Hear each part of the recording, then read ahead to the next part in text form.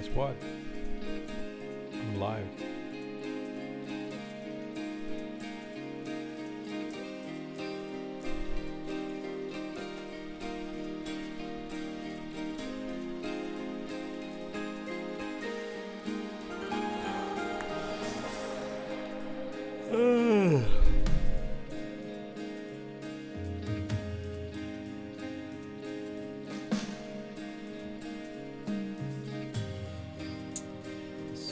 Changed out my Discord password. Gotta log in again. Computer. Heck, do I do that here?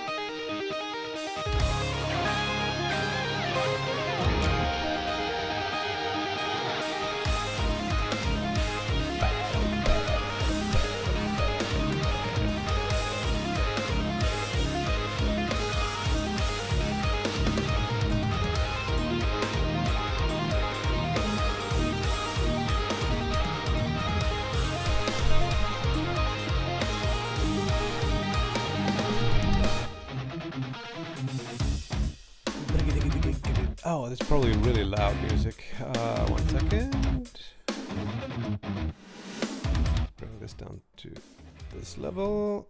Bring up my voice.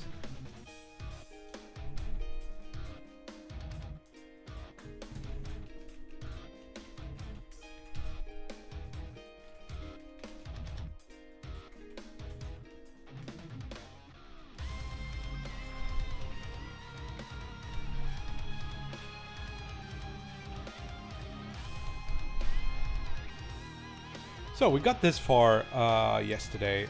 I was maybe planning to stream like a little bit yesterday night, but everything just took a lot more time than I expected. So I didn't. So I haven't done anything since last stream, which is good in a way. So you're not missing anything. Oh. So you can carry like stacks around, which are gonna be our crafting system or recipe thing.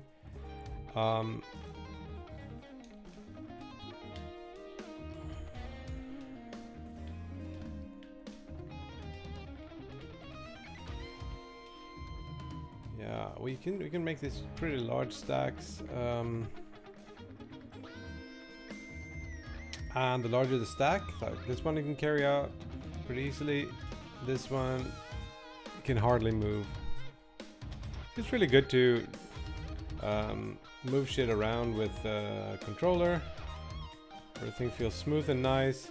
And in fact, it's actually a little bit surprising. I got like I think I've set it to like 1,000 stacks with a couple of like between 1 and 5 things in each stack. So that's like, I don't know, quite a few, like maybe 5,000 items that update. All of these update every frame, which is terrible and not really needed at all. So I'm a little bit surprised that GD script could even handle this. So that I put in what I thought was a ridiculous number, and I just can't tell any stutters or anything. It just runs super smoothly. So there's a couple of avenues for us to think about when it comes to like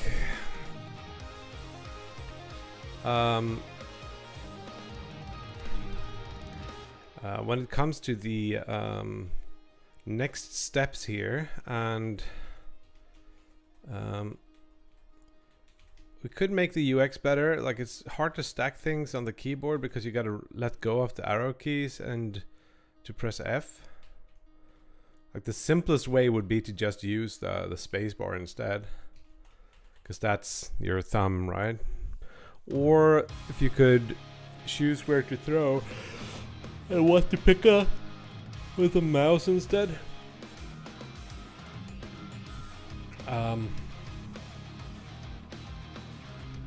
See, it's just really hard to do that.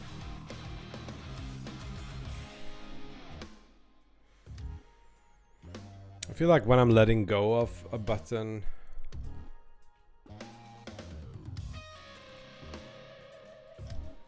maybe it works, I don't know.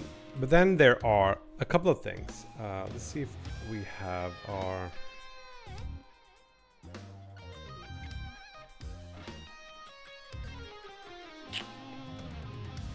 little dock here.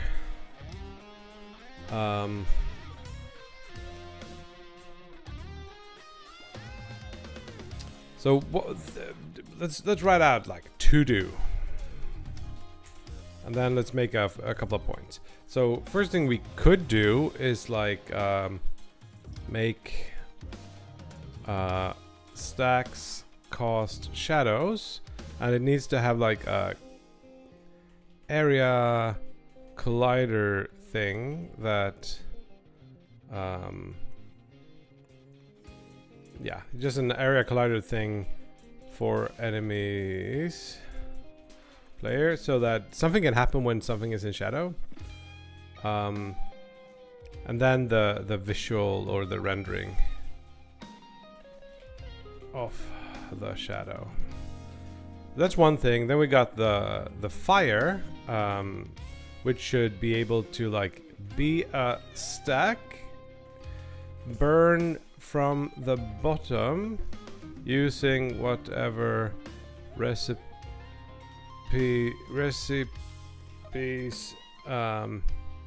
you have.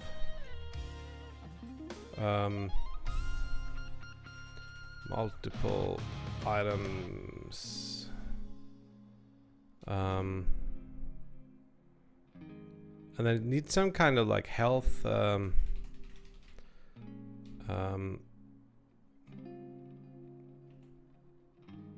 that fills with wood, for example. And then the fire, we also have the opposition, the enemies, like move towards fire, collide, and damage stacks.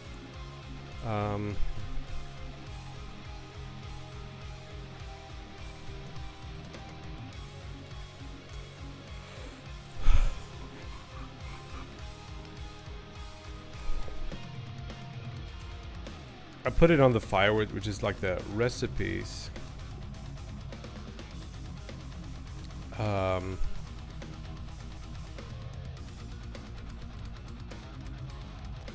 To keep track, we also have like the output.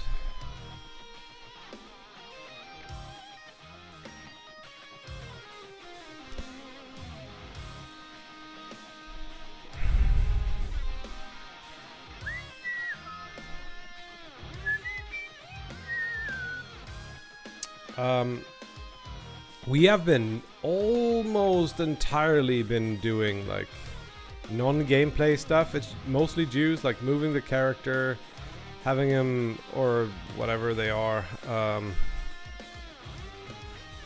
move in a satisfying way, throwing, wiggle off the stacks and so on. Maybe the stacks is a little bit gameplay, but not that much. So I think it would make sense to maybe take something that has some actual, gives you some kind of meaning. Like for example, working on the fire so that the fire's health goes down.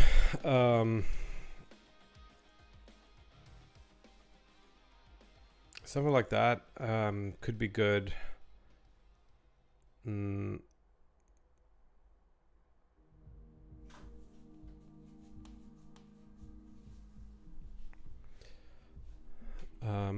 Then there's also like, I think there should be some sort of combat. Let's think about that first before we choose what we do.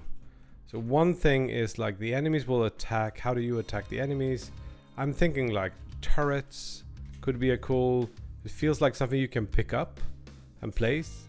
So a recipe could lead to a turret, and also like throwables could be a combat thing. Um, Stacks blocking, of course, would be like a thing. Enemies will like run into the stacks and jump at them.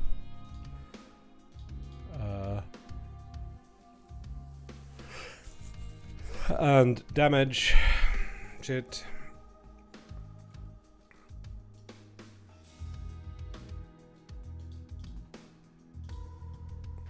I'm thinking like the basic throwable is a rock, but then we can also have some kind of grenade.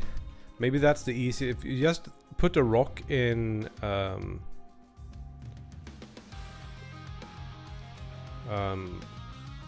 the fire, it will spit out a grenade. Or maybe like 3 rocks if you got the... Maybe you need the recipe for that.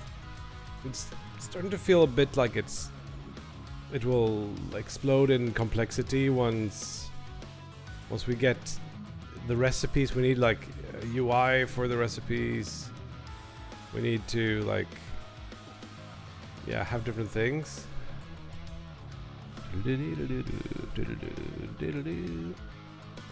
Hello, John Noel. What's up?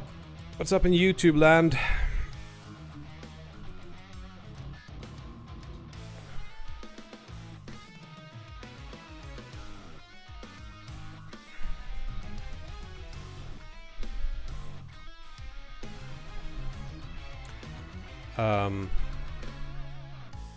I need to at some point decide if I want to finish this, because there's things that I'm interested in doing more for the tech of it, like things I can learn from this, I can use in other projects. For example, the shadow casting is interesting to me from a just a pure technical standpoint. So if I'm not feeling like I'm gonna finish this, I probably won't be doing things that I think is boring or maybe not as useful to me. But I think that the thing that will push me towards knowing if I'm going to like working on this is probably like making the game loop fun. So can we make some... What's the shortest path to knowing if this is a cool idea? And then if it's not a cool idea, maybe I'll just do the fun stuff for a little bit and then throw this away. I don't know. Oh, thank you, John. Yeah, I hope like it's one of my things. Like I was taking this course, or I am. I guess it's the final lesson today, or final meeting today with the course. It's an online thing, and we had to create like a studio pillars thing. I dare bring that up. One second.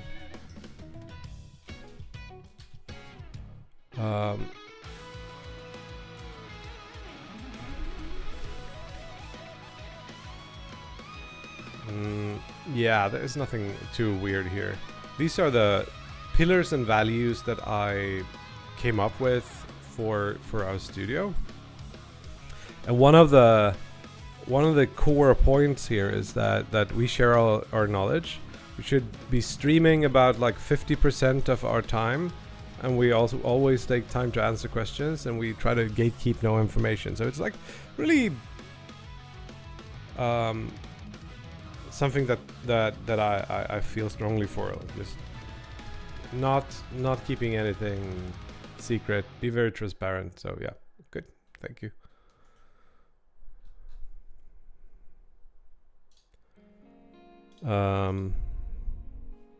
Yeah, this is in Godot.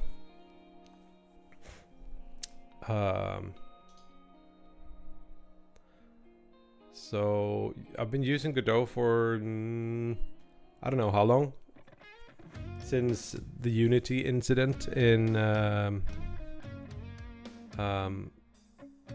October or September, mid-September maybe, something like that.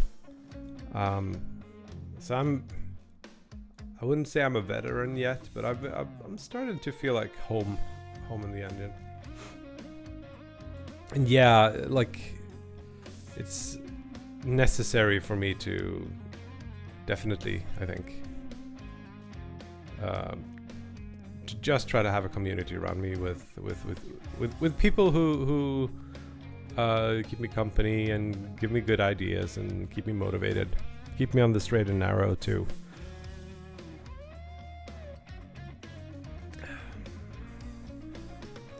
Anyway, so we should go back to the document.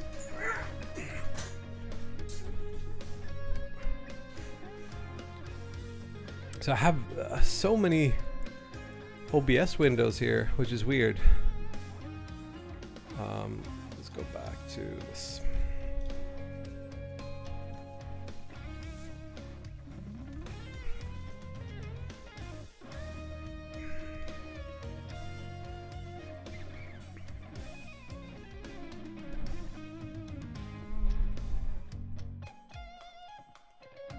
So yeah, I'm feeling a little bit lost on like what exactly are we gonna tackle here.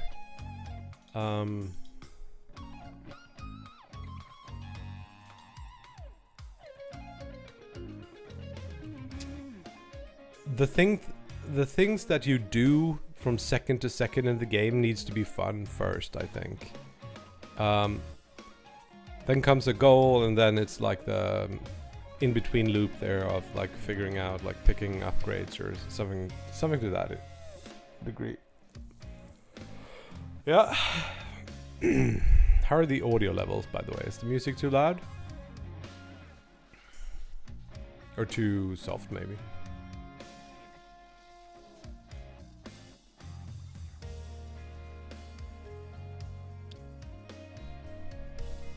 Not at all? Cool. I have this, I did change a Windows setting. I wonder if it's still on loopback, so that should be good. You're on an iPhone, okay. Sweet.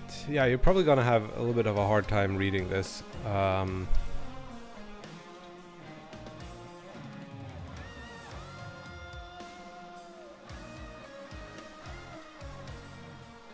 Okay. So we just have to pick something, I guess. Is that the conclusion to make?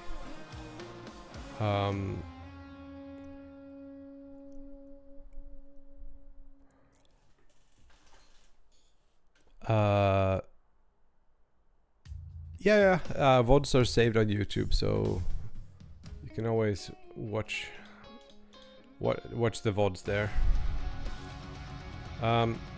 So I don't think the game works without combat, but maybe there is a version of it that would work without combat. But a lot of the things that you would craft from the fire goes away if you don't have combat. But it would be cool to be able to slash off a huge part of the game to make it easier to implement. Hey, Grumble! Thank you for the raid.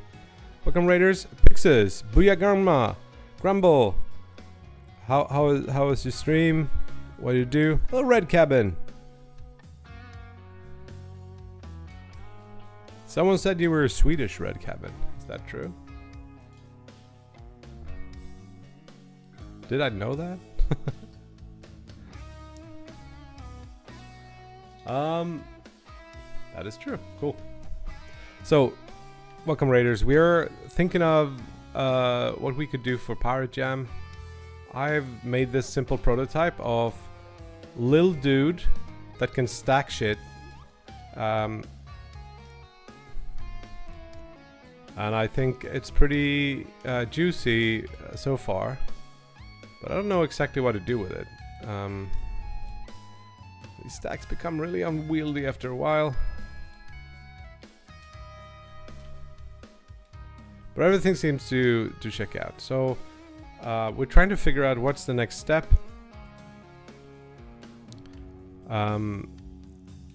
Maybe just getting the fire in there would be good, because the fire, like, maybe you can make things with the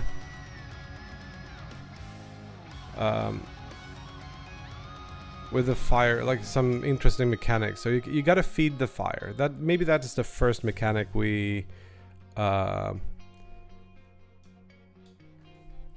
create, right? You need to get the prototype. Like, isn't the I don't know exactly how Pirate wants us to do this, because there seems to be a big focus on like a design document, and that's not really it's not how I design games. I can't like visualize things beforehand. Just gotta try things out. We need a kick to break down stacks. You're not wrong. You're not wrong. But yeah.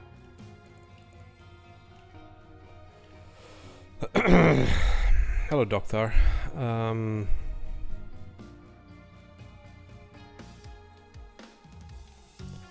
So I'm trying to figure out if I can I, because I don't have infinite time. Is there something I can do with this in like a reasonable amount of time? I don't know.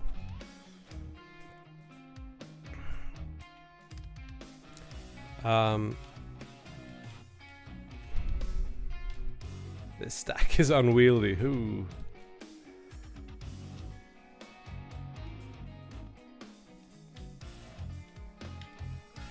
You can sort of move stacks around by just like throwing them, which is somewhat interesting.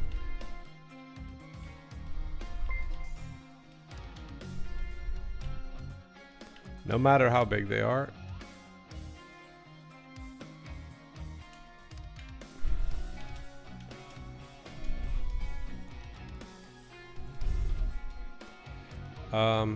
So maybe there is some fun in here just from like moving shit around and like throwing it on the fire, maybe.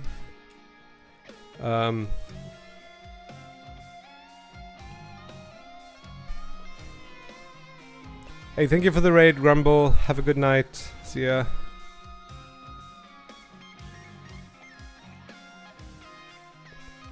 Rocks are like Pikmin? I don't know. I have never played Pikmin, but oh, so you need like to open a door or whatever, you would need like this many of green and this many of blue or something. I was thinking like fire in the middle. What do you throw in the fire?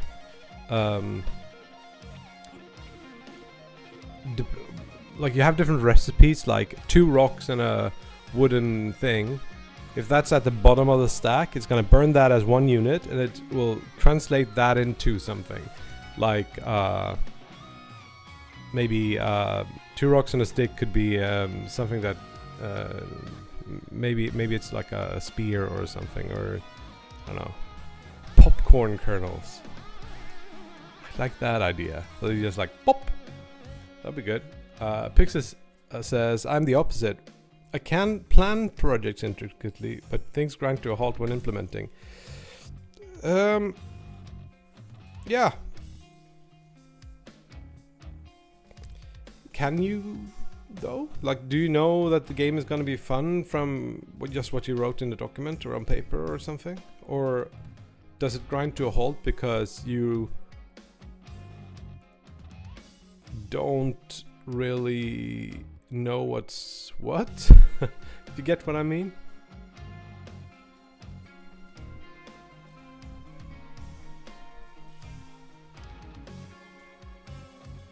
Infinite Shadow says, I'd imagine what comes next from Y stack, and then also should there be a too tall a stack? Yeah, probably.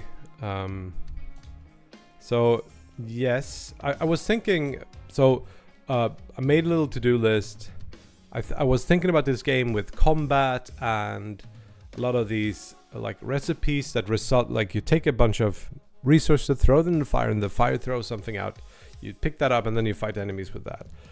However, that seems like a lot of work.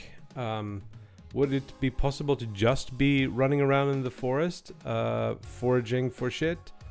And the fire has like a little health bar that always goes down unless you feed it something, and then maybe you have to like fill the fire's health bar up multiple times. So it's like a combined health bar and experience bar.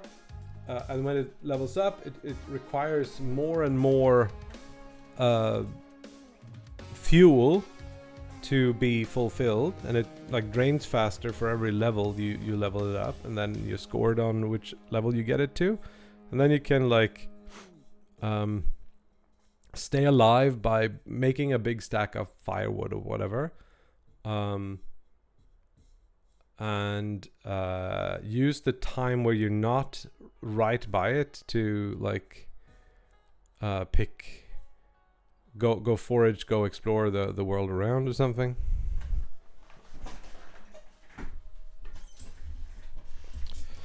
I just mean that, Pixel says, I just mean I don't mind the GDD aspect of the jam. Cool.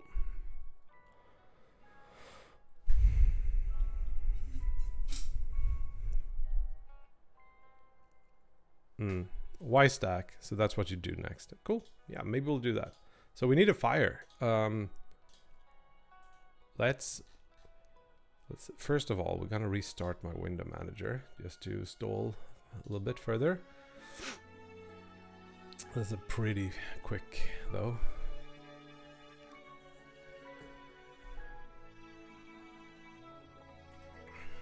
Come on. Here it is. Can you go away? Go away. There we go, nice and clean. This is what I wanted. So we want the fire somehow. I think the fire should be pretty big.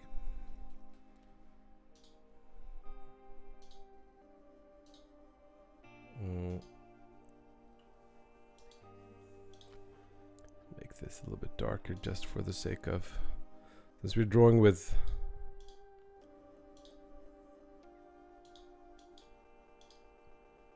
a lot of whites and blacks. That's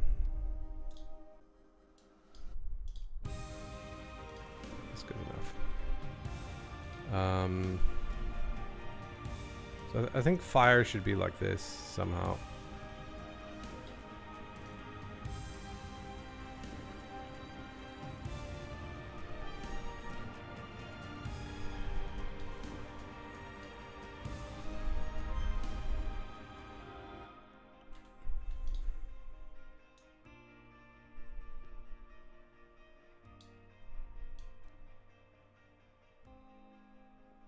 I don't know if it should be like this campfire. Yeah, I think it should be.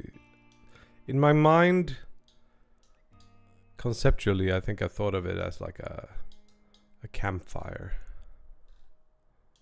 Sort of like this. These logs are a little bit big.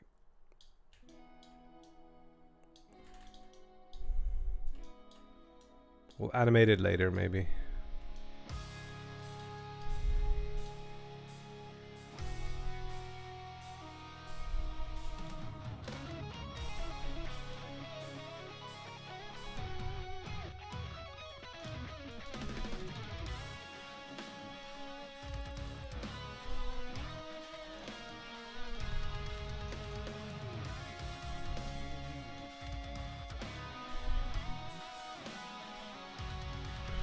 Ugly little fire. I like it.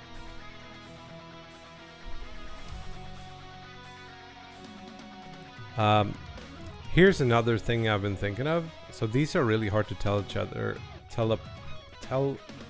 apart from each other because of, especially when stacked, it's like you can see it's an apple here, but is that an apple, or like maybe they need color? Hello, pull into me. What's up? So maybe while we're in here, we should just entertain the idea of maybe coloring the apple in red. Just want to see how this looks. Maybe the grass can be green, and maybe the log can be brown, and the rock can be gray. Just want to see what this looks like. Then our little dude stands out as being totally white, which Sure up. Okay, run. So it's very ugly now, but it's much easier to see what's going on.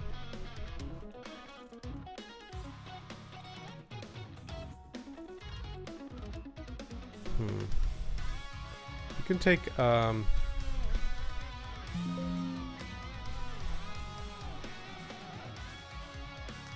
just do the briefest shading pass on everything and just see if that helps with the ugliness. I'm going to guess that it won't. Oh, that's the background color too, so that's gonna look bad. Use the brown to shade the apple. And let's use a dark blue for the grass, maybe. The same for the rock. I didn't really like the gray there, so maybe they're not pink. That bluish shade. Rocks are too bright, I think.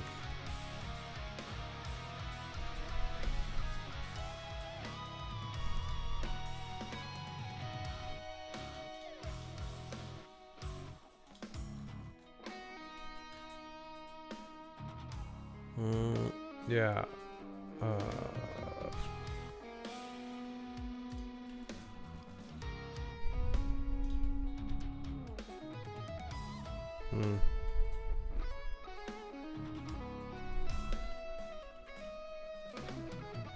Maybe.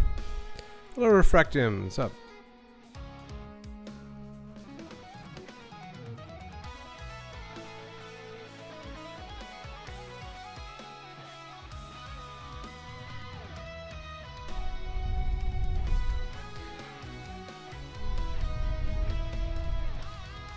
Things are coming along. I think in Fish Shadows led us to believe that next step should be figuring out the fire. And since I'm painting the fire, I took that as a chance to work a little bit on the readability of stuff like the materials, so that maybe you can see that it's a rock a little bit more.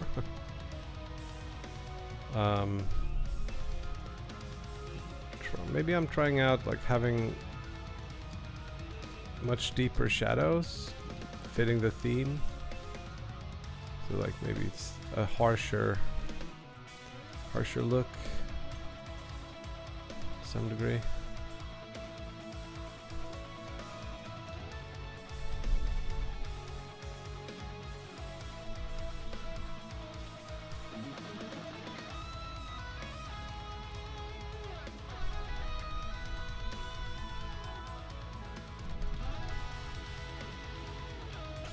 Okay, so the fire, let's put the fire in there. The fire is gonna be orange. These things are gonna be brownish. And then we'll have some brighter centers to things. It's a very naive looking fire.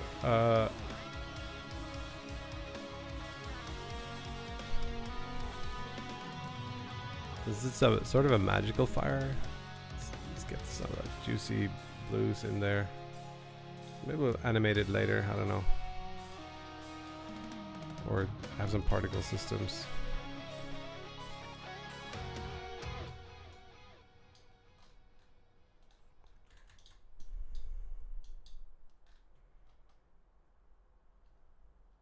What if the screen starts black and white? And you add the fire, items get color. Finishes it over, you need to paint the screen. Could be an idea. It's not really within what I'm going for. I'm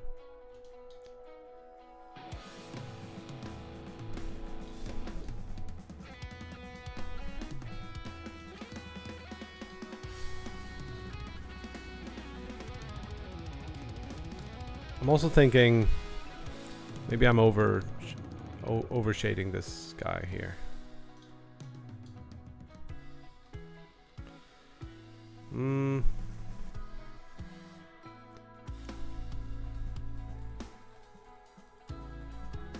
See how this looks. Unfortunately, you gotta restart the game to update the textures. Yeah, I don't know. Maybe if the background was darker, you could feel it more.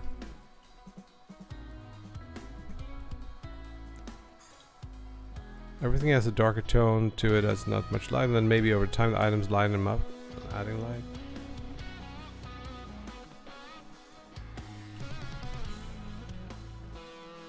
I'm also using a pretty limited color palette, which, yeah. I'm going to, for the sake of, because I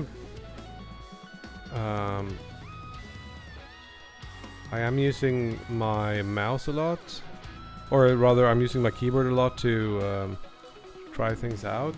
I'm going to use the left mouse to pick things up.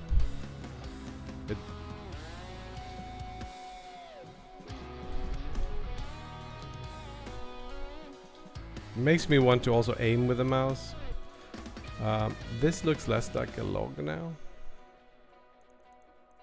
With the shading didn't quite help it.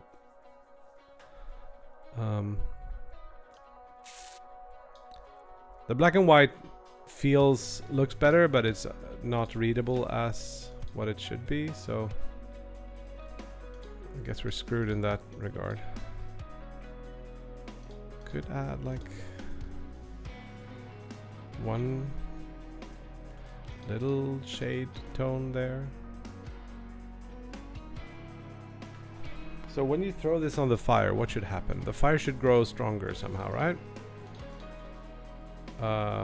So probably what we'll do is like have multiple sprites for the fire. I think there's an outline thing here that I never use. Isn't there?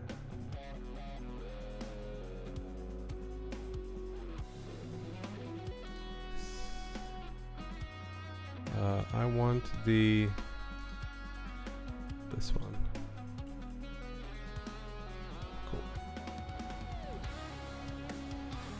So that one is a bigger size, but let's put this into the center of the world. So let's add the fire. The fire should be a stack, so let's do like a stack.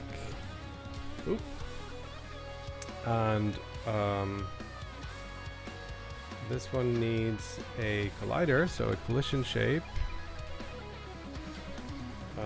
It's going to be a circle.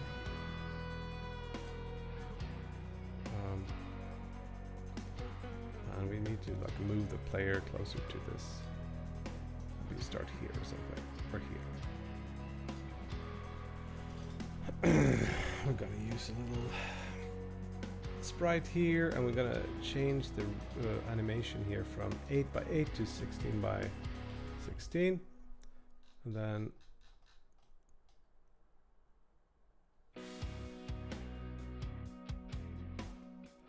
be 4-0. Oh no, sorry, that's 4. And there it is. Put it in the center of that. Call this fire.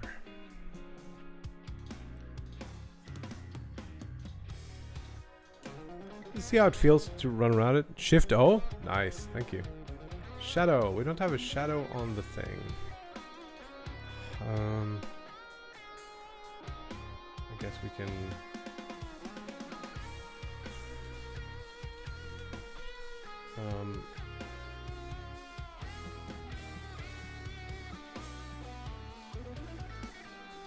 There we go.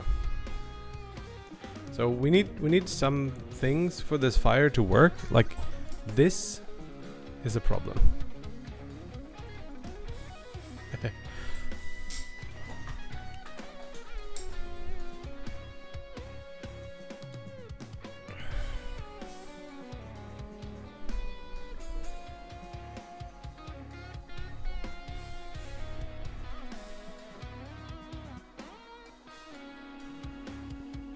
That's what I'm thinking, Buralix. But we need to have our stacks liftable. Export var is liftable. A bool is true. This is going to be used when we try to pick something up, and we do that in carry. So we check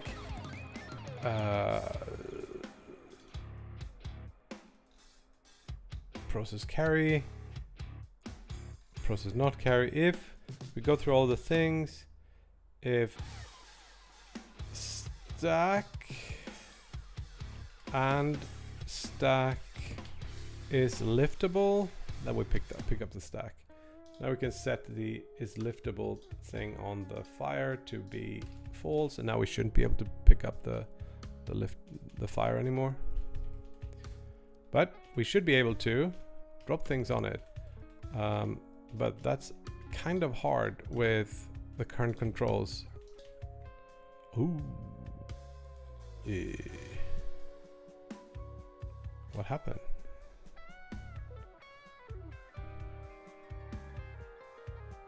Out of bounds get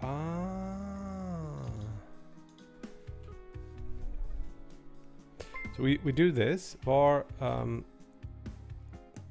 drop position is global position. If items length size is larger than 0, we do this. Drop position is that. That should work. Now I've thrown this on the fire. We should probably make it so that it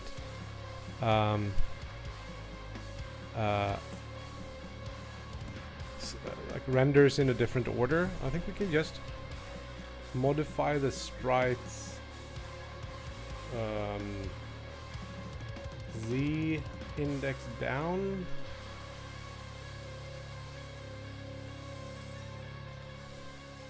I thought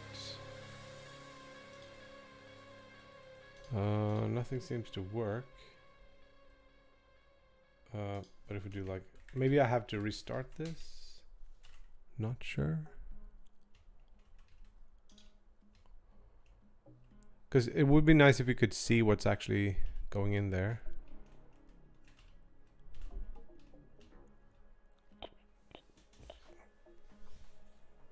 And then the fire should have a little script that burns anything that's in there. And when it runs out of things to burn,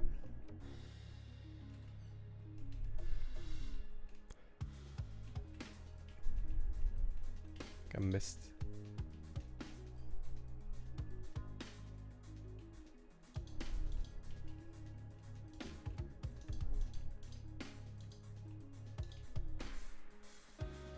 There we go. So we just like throw things on the fire.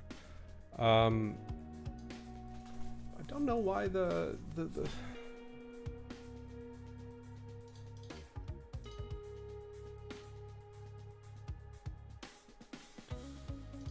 does top level make it go behind? Maybe. No. If it was animated, maybe it would work. But I don't like that you don't see what's coming up sort of here.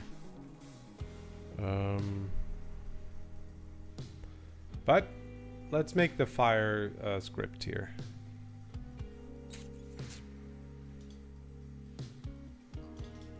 Create new folder, fire. Don't need a fire folder. I'm not gonna have that many scripts in here, but why not fire? Maybe it should be called bonfire because maybe fire is something else.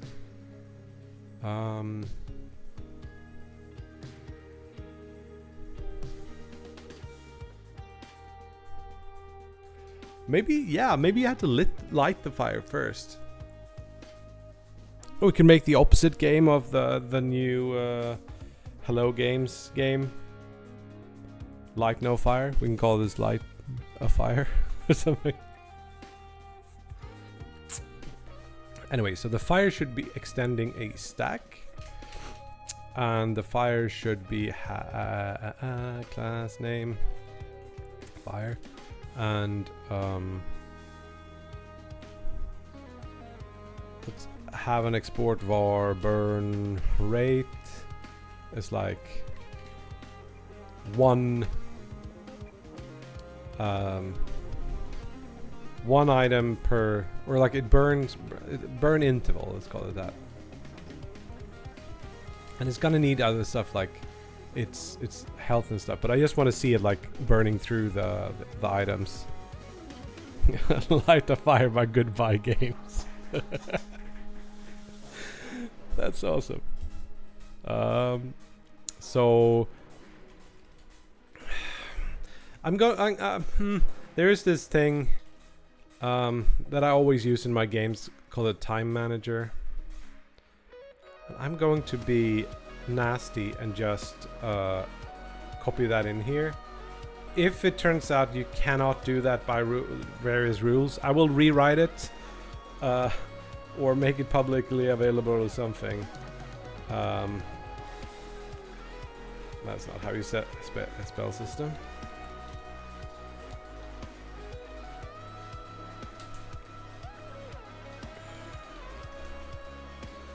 But this helps me so much.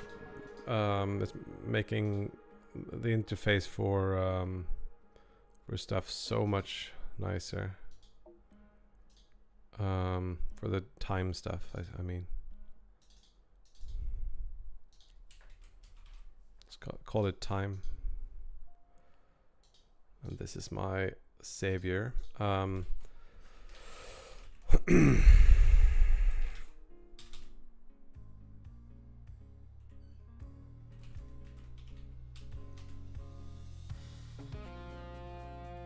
So this fire is a stack, and now we know we can burn something from the beginning of the stack. Super, delta. But we also want to burn things. We can just check if time, the new thing I put in, since last burn, is larger or equal to burn interval, then we want to burn something. Burn.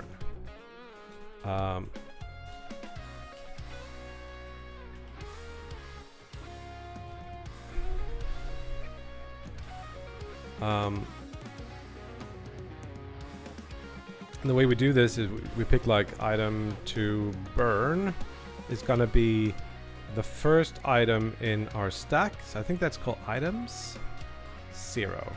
Oh, if we need to check that here. If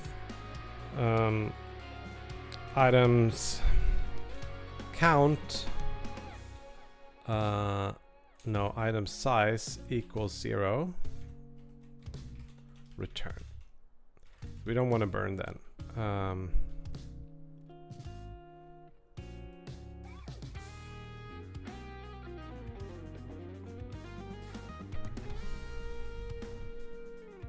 Goodbye Games is a pretty good name, actually. I wonder if that exists. I've been thinking about rebranding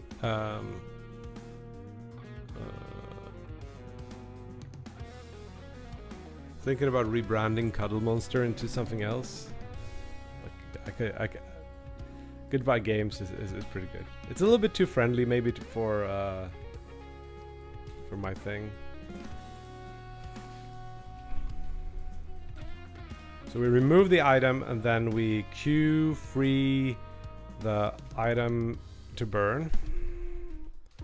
And then we set the last burn to time now. That's not how you use it. Wait.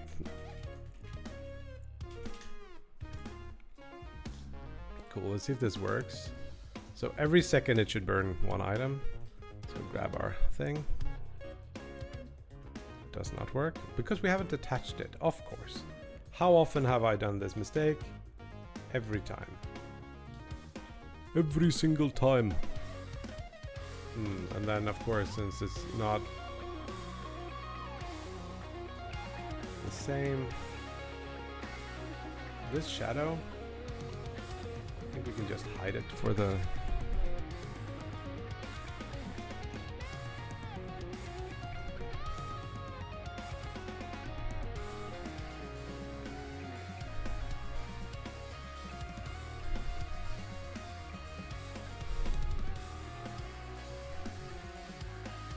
That's pretty cute.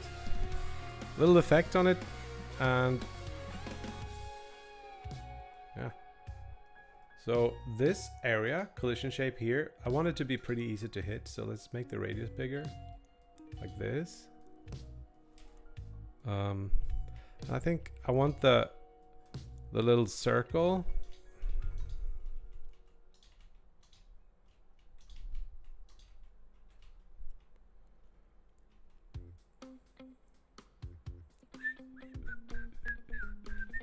Yeah, fire pit. So the idea is that it should be some kind of alchemy. So maybe what it should be is like a pot or something. But I like the fire better. But like a big fire pit, it could be like a crack in the earth and it's just like volcano thing there. That will be intense. Also like the quaintness of just a little fire like that. Throw a big stack in. Yeah, let's do it and just see how it feels. I can't hit anything. It's much easier with controller, even with mouse clicking. Come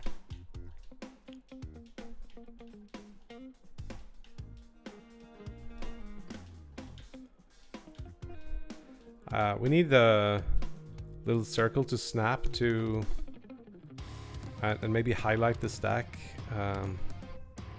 All right, I forgot. Big stacks. Big hunk of stacks. There we go. It just goes.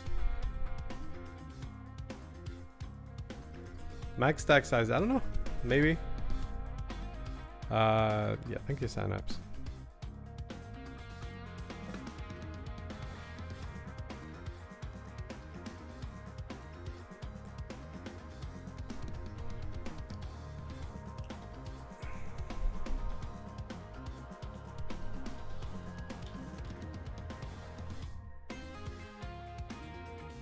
Kabat? I don't know. Maybe maybe later. It definitely should be the enemy if we put enemies in here.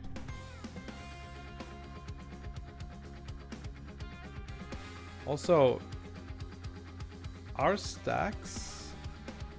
Yeah, I think I need to change the positioning of the sprite here a little bit. Just drag it up to be there. Now the thing is actually there. I want to try a thing. What if we put another version of this? Maybe just like flipped. Is it invisible?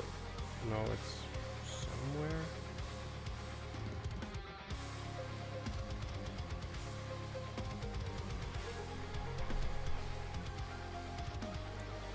I just want to see if I can get it to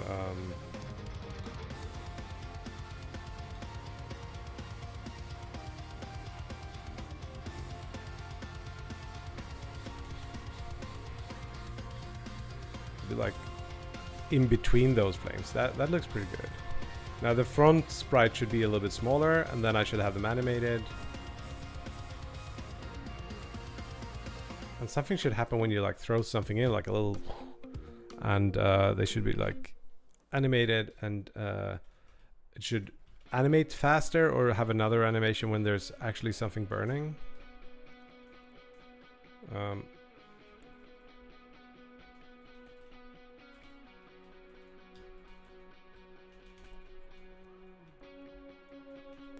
So I guess the sparks, yeah.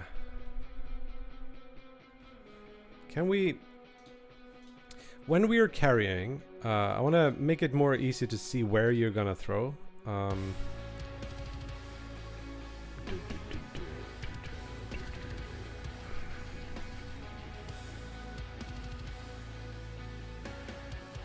We are doing this merge area thing. We make it visible. We set this destination, and then we say like merge area global position is this, and we lerp towards the destination. But then we should check if we can drop something on the merge area, like if we can merge something. I mean, so let's create a function. Let's take this part and bring it out to check like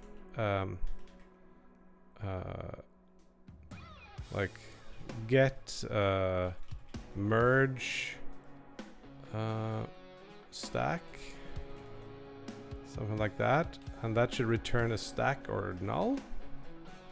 So if we do this, say bodies is merge area, get overlapping bodies. That's cool. And then for body and bodies, if body is in stack or is stack as, we don't really need any of this. We just need to return body as stack here. And then here we need the merge with get merge stack. And that should be it, because this only says, oh, it don't merge with something that is carried.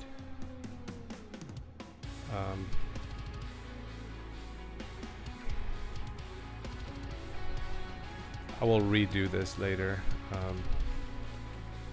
It shouldn't necessarily matter. Cool, so now we can reuse this inside of process carry to say like, if we would merge with get merge stack, we can set the destination to be the merge stack position. So if would merge with not equals null, destination equals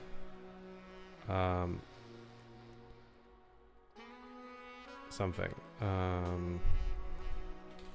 would merge with global position. And this is going to work, but it's going to have a significant issue, is that once you have one thing that it wants to merge with, it's never gonna get out of there. So we also want to check that the destination and yeah, so we do destination distance to would merge with global position. It should be like less than, I don't know, a threshold 20 pixels or 32 pixels or something. So it only snaps in certain positions. Let's see if this works. It doesn't work. Oh, it does work. It just snaps a bit slowly. Okay. So if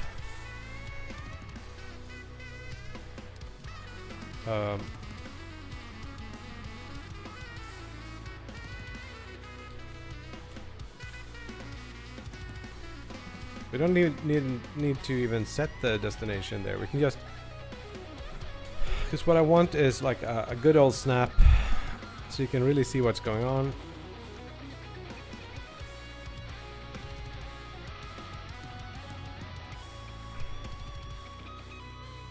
Oh, we can't get closer to the fire than this.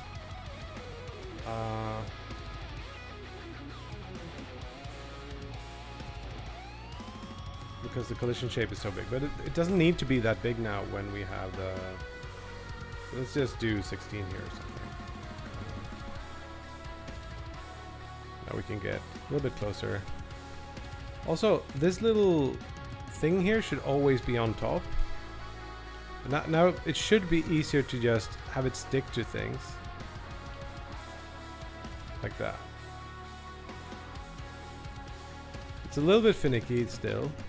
I think the distance could be bigger, maybe 64 pixels. I wonder if that is the actual issue.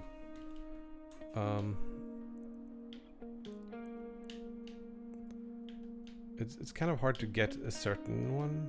But yeah, it works. Okay, cool.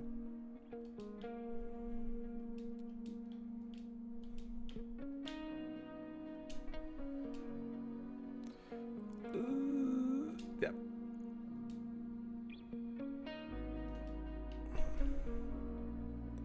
Also,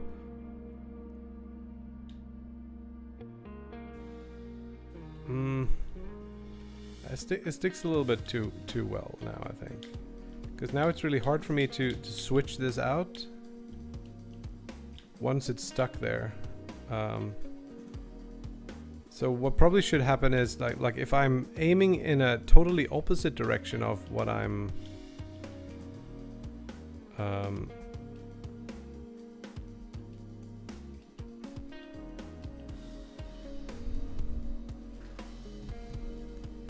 there's something about the desired. The desired is like the global position plus the drop direction times some thing here. Let's make it a little bit less. Plus controls movement times a large amount. Let's get this down maybe to 35 instead. I think we had 32 before. It's probably okay.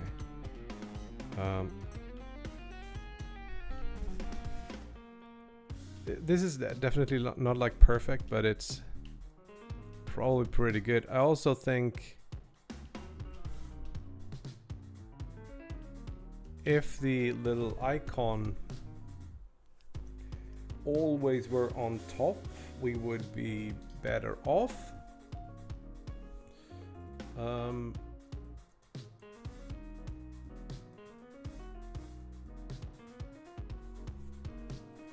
How would we do that? Visibility, top level, I think that will put it in the back. But ordering 9999 or something. Would that help? I don't think. Yeah, it does.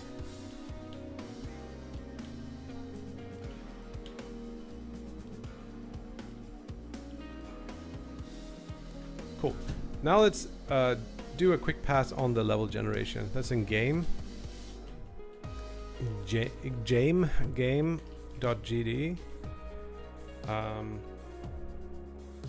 And we have like, I guess we have 500. Let's make that like 300, and the stack size. Let's rename this. Oh, we can't rename shit in here. Stack count, and then stack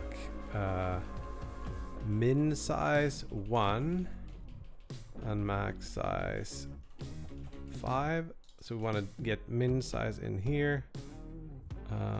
Boop, and max size here. Max.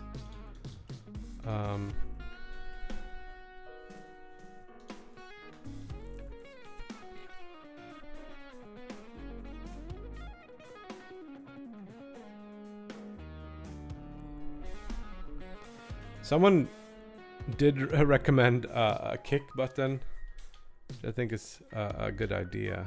Also, I feel maybe the stack size should be weighted towards something. So I'm going to change this into clamp I, and then we're going to randomize a number that's starts at like minus 10 and goes to stack max size, so that almost all of them will be ones. Just that's not the way to do it. Clamp should clamp have the value first? I think so, yes. Here it goes. Now we get much smaller.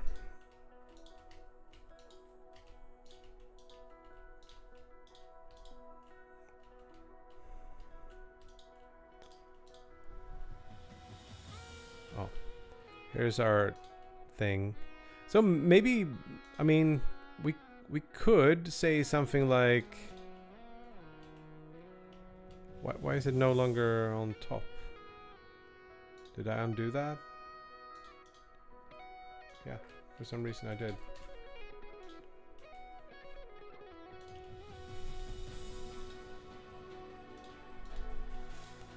Also, should we should probably use like a Perlin noise thing, or a simplex to have more of a certain material in a certain place.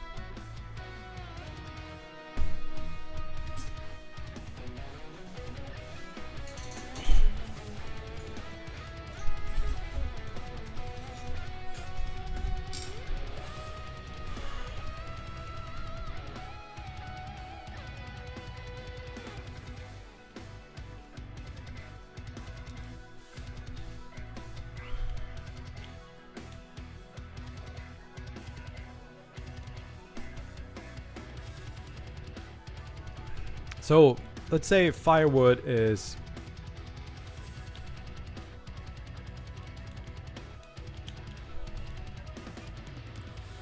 good for making the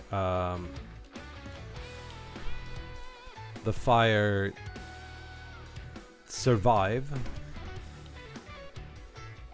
Like, can we make a simpler version of this game, I guess, is my question.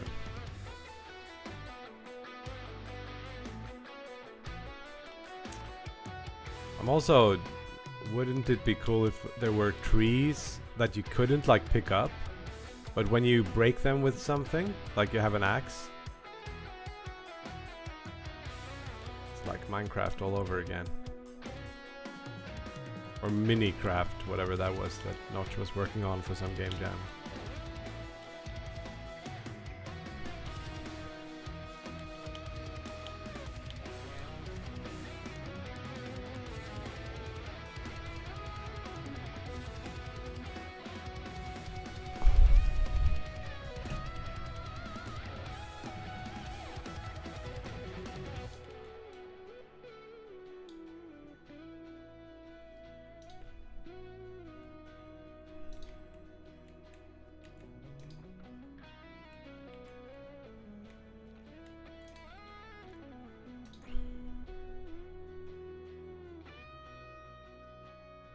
I think also when you throw something in and it there is nothing there, it burns it immediately. So what I want to do is actually set last burn time to now when it's 0. That means it's going to take at least the burn interval for something to start burning. Like this, it's going to be like burn, not like instant burn.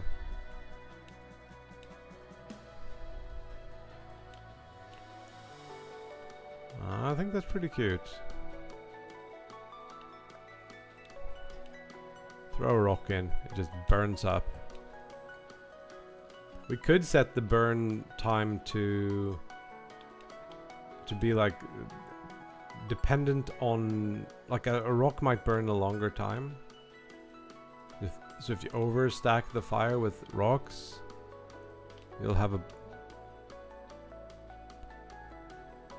little bit of a problem. Oh, Xenoblade is up. I don't know who the Pyromaniac is.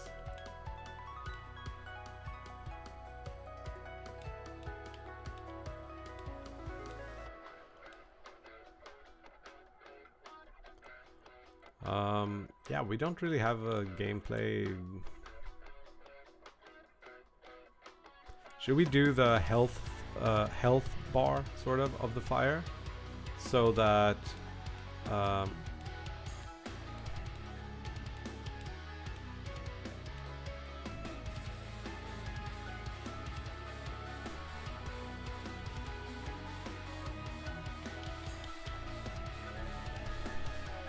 want the fire to move.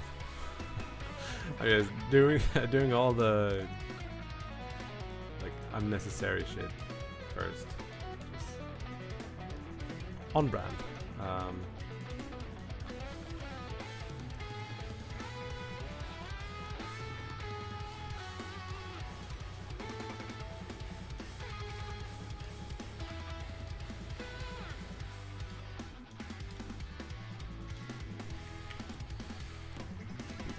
simplest freaking fire animation you've ever seen. Just flips it.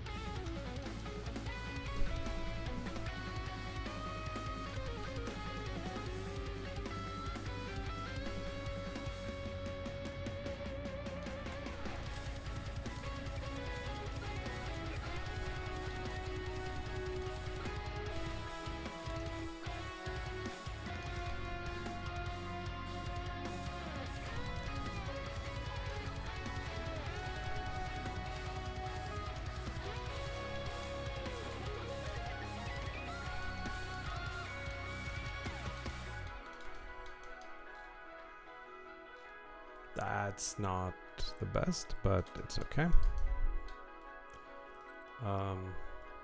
We have one more frame. We just flip between these randomly for all the 3 ones.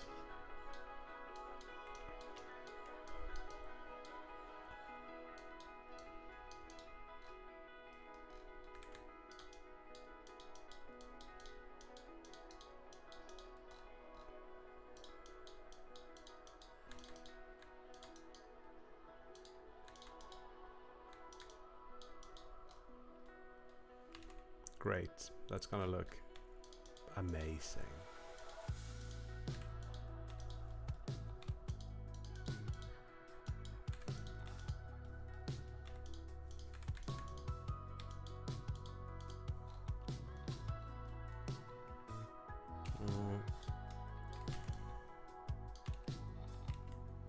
There we go. Save this, and then got the fires. Then each of these are gonna get like a little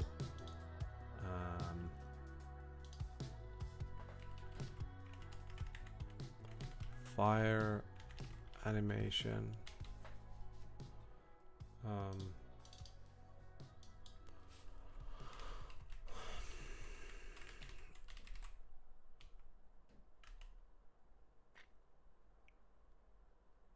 How am I gonna do this?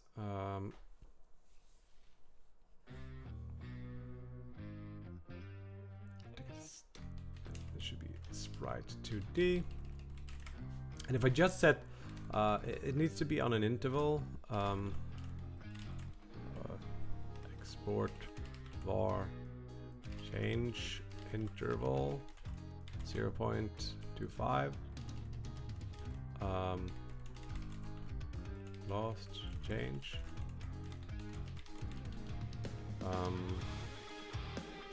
If time since lost change is larger or equal to change interval frame chords x is rand I range 0 through 2, I think. And lost change equals time now. Sounds good. So now we just apply that to these guys. Of course, we gotta do it one by one. Doesn't even work.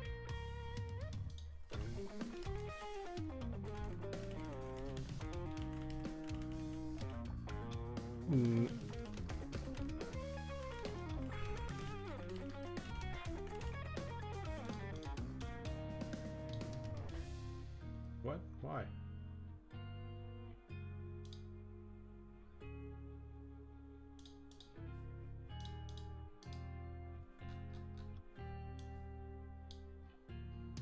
It says attached script, but nothing happens.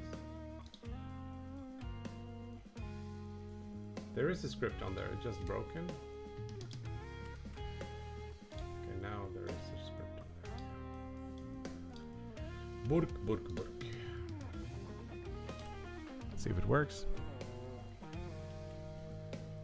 Look, it looks like a freaking live fire here. It's not even funny how good that looks.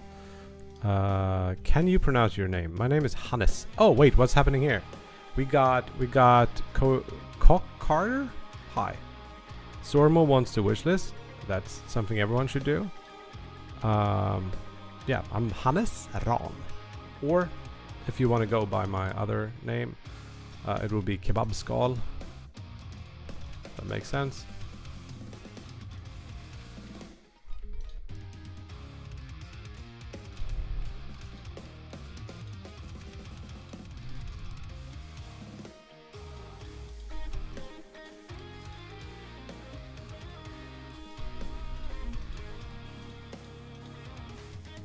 So much better with controller. It's not even funny. I need to probably have some sort of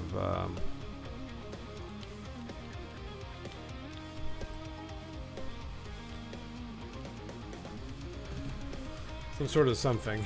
Let's duplicate this guy, get rid of the script, call this like the background or something, and then the animation should be 4. Is this it? No, it's 5. No, it can't be. It should be.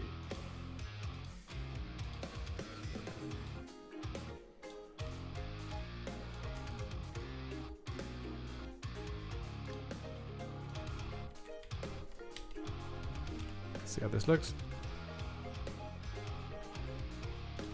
You've seen a lot of Swedish usernames with the suffix skal? Oh, you have? I haven't seen any other than mine. Who else? Who's been copying me? Skal is like shell in Swedish, and it's just a dumb name I came up with from way back when. And I really like kebabs, so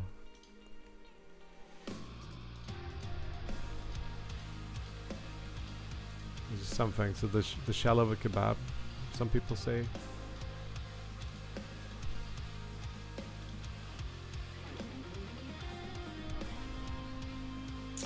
Johan, Johannes, Hannes. Yeah, that's sort of.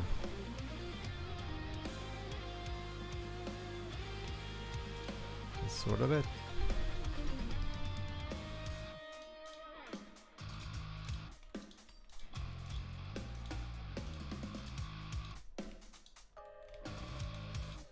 Feels like the when I'm using the mouse, the this thing here should be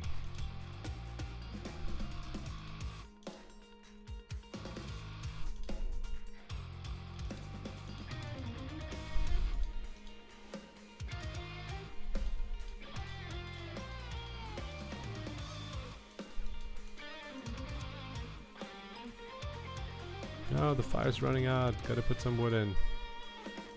Maybe let's think about like what we put in now. If we could, what's the simplest possible version of this?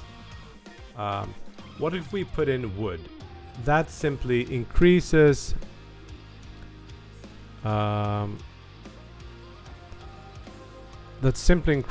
health of the fire.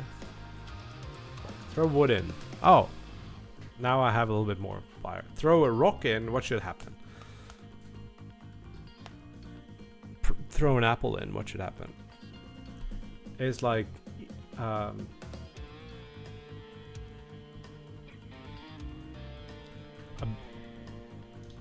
in Breath of the Wild and in what's the other one, the new one, bit too much, Tears of the Kingdom. A burnt apple gives you more health back than one. So maybe it's hunger in this game. Like, feed the fire. If the fire goes out, you die. If you feed the fire an apple, a cooked apple comes out, and that gives you more health somehow, or like returns some hunger. And maybe when you're starving, you can't like carry as much, or yeah. So the rocks should come out as some kind. I was thinking the rocks should be like some sort of a, I don't know.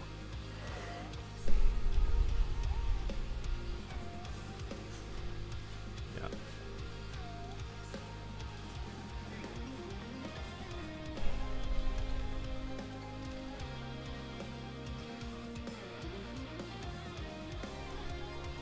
have a lower max stack size.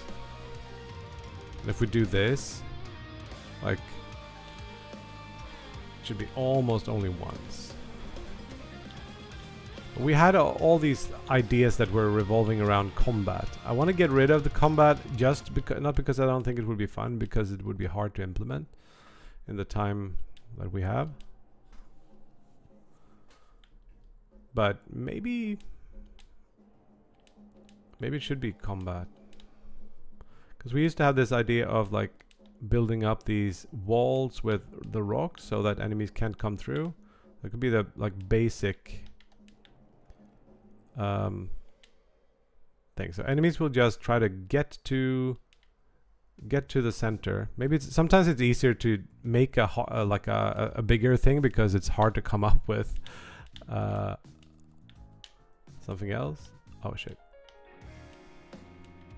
Oh, did you see that? That's not good. I think we should fix that. I think we can do it by changing the values here.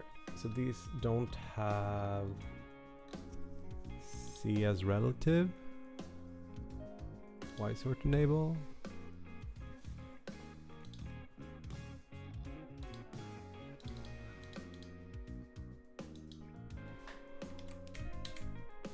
There we go.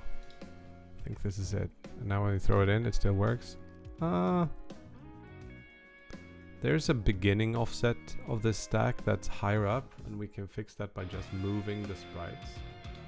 All of these sprites can go like upwards.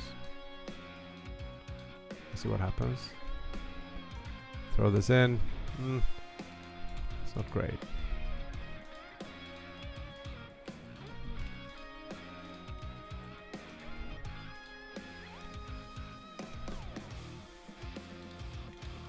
Even if I changed it to just like one above, my stacks would still be like below here, which is not good, but it looks better here, so I don't know.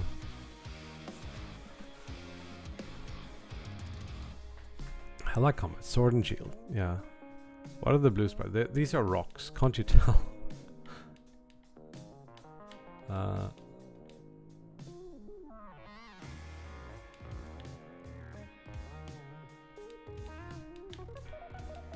Yeah, imagine us building little walls around here.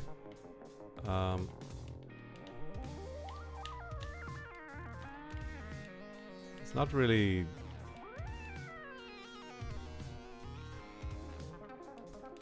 a very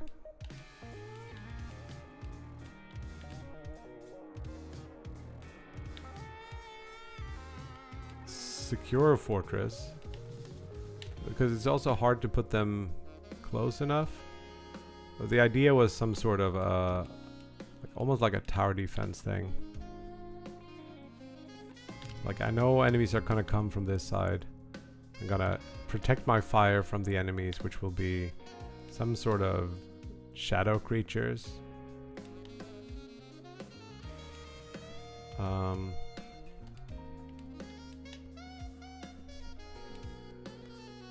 Gotta make these walls. Enemies are coming from this side. Maybe they can't actually get through this. And they will try to make a hole by breaking these down, and they will, like the fire that burns from the bottom, attacking a stack will also do that. Like, each attack deletes one stone. And then maybe like burn an apple to get a little bit of health back. And then maybe like, I need to like get this firewood, keep the fire alive, and just burns.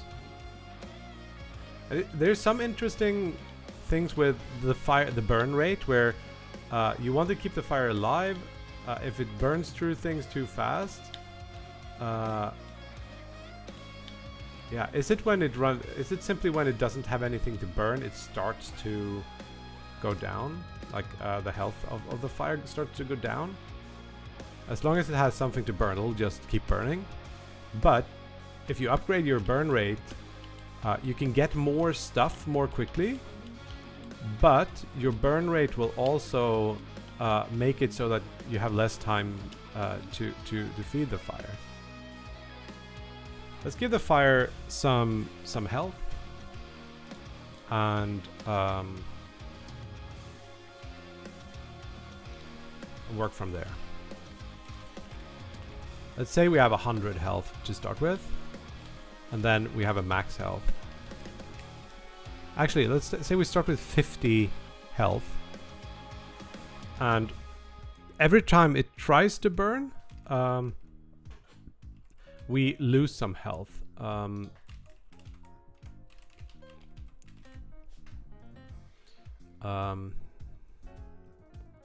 Empty burn damage is like 10.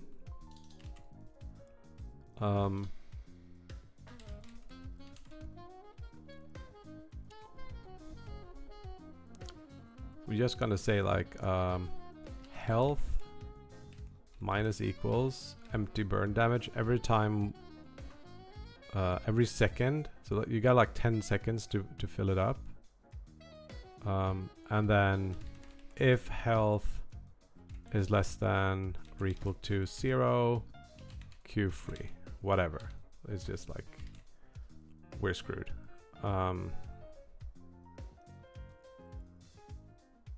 Cool. So now we need to just know the health, and the easiest way to do that is just add a little text in here, like a label.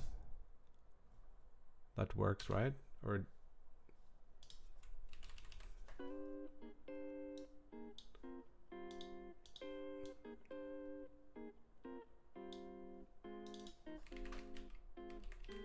call this health label. Let's do like export var health label.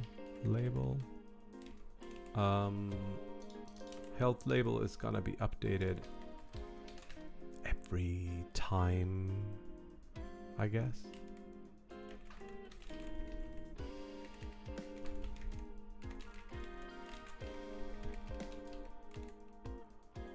Something like that. We need to hook it up first. So now our health is 40, 30. We gotta put something in. Put something in. Okay.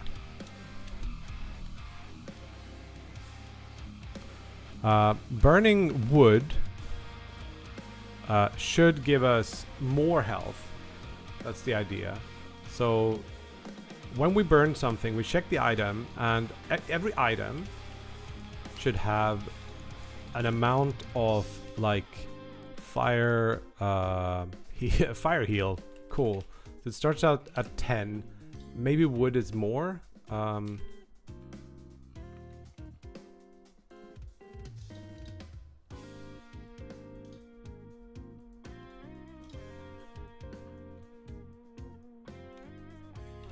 So we do like health equals clamp I. No, not clamp. Yeah, we can actually do clamp I. Health plus item to burn. Fire heal. And we want to clamp it between 0. So what if we died? Maybe it can kill you to burn something. I don't know, maybe. And the max is going to be the max health. So now it's like throwing a log on there. It should work. And then we can say logs are much better at doing something. But okay, we didn't have time. So I think maybe the fire should start at 100.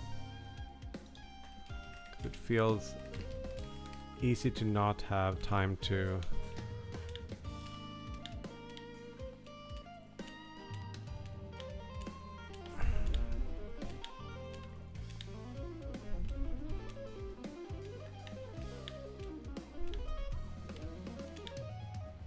gotta feed the fire.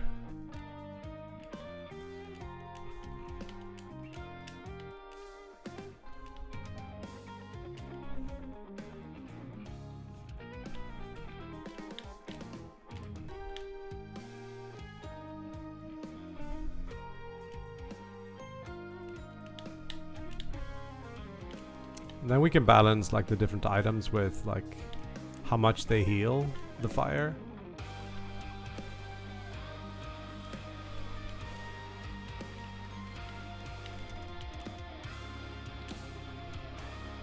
It's gonna bring it back up. I mean, there's a basic loop here of just like gotta feed the fire, and the later it goes, the more the longer you have to run to get something. So we need to somehow get you to a place where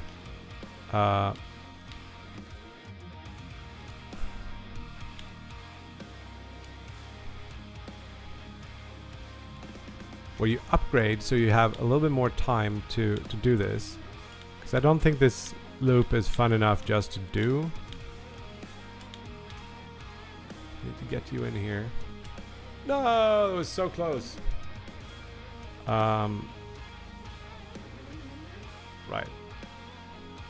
So now we don't have a fire, and now we're more or less dead.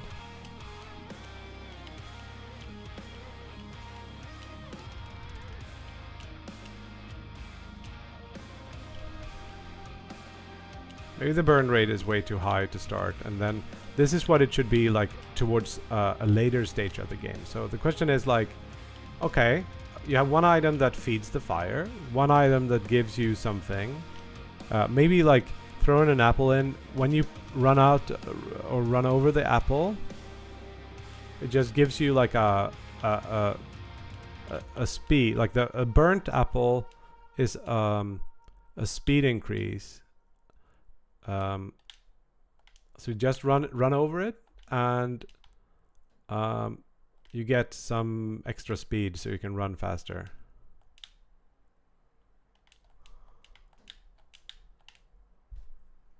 Couldn't make it. But somehow we need to increase. How do we increase the speed of the burning over time?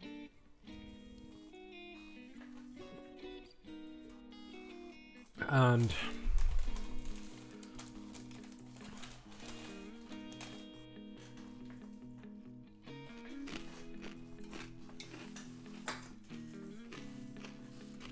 be right back.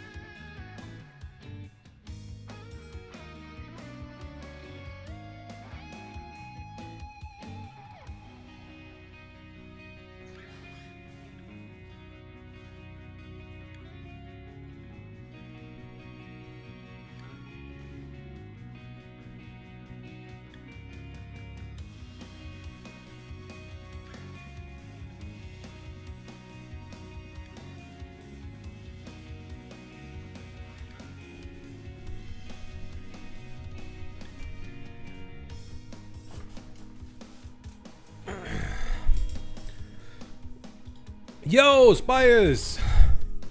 Thank you for the raid. Have a good one if you're still here. I was just out grabbing a Coke.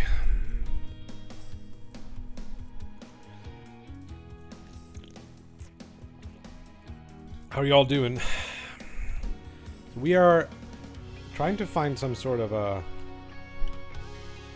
loop here where you can like make these stacks of things, and the fire runs out unless you put something in it, and some items reinvigorate the fire. And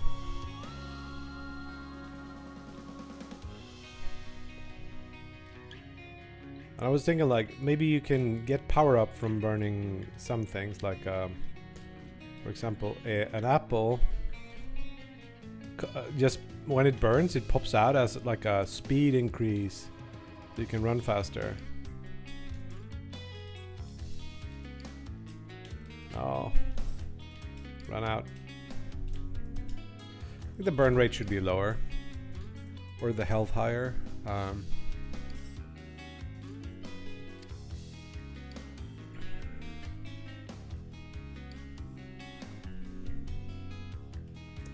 Or the empty burn, this can be lower too. Maybe that's a better...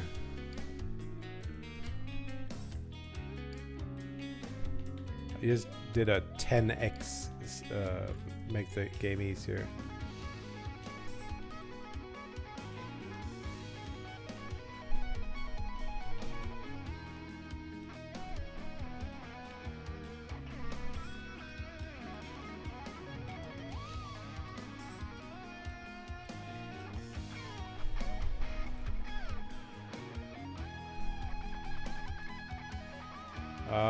Then there's the whole like combat part of this where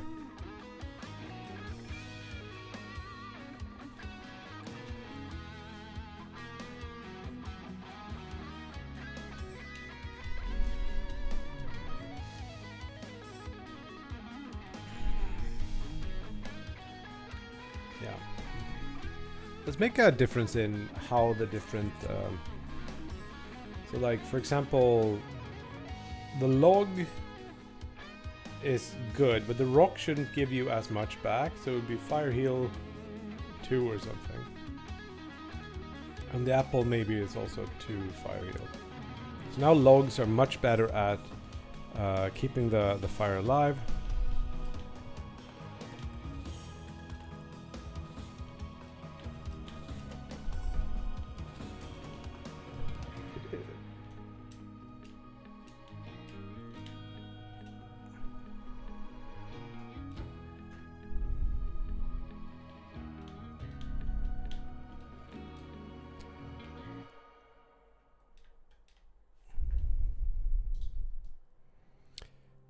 Look like honeysuckle berries. What are those? I never heard of that.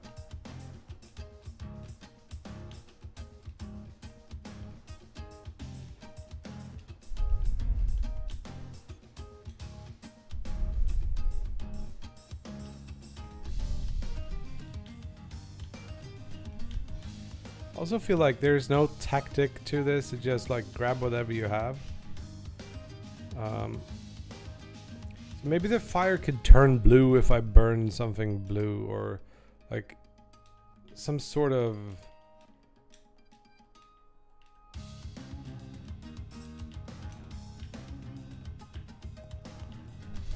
Oh no, this is gonna be slow. Yeah, I feed the fire a lot, and then I go out foraging for apples or whatever. Got a huge apple stack here, which will like should pop out those like things. I gotta Google honeysuckle berries. Honeysuckle berry. Oh, look at that.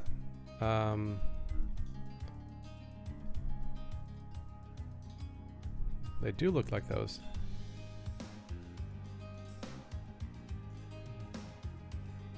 It's supposed to be rocks, but I could change my mind, I guess.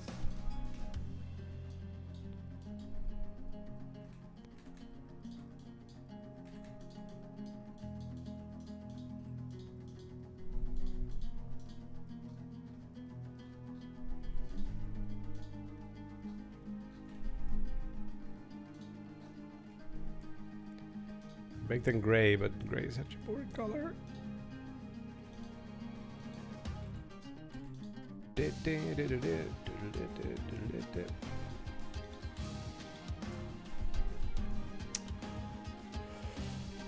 Yeah, so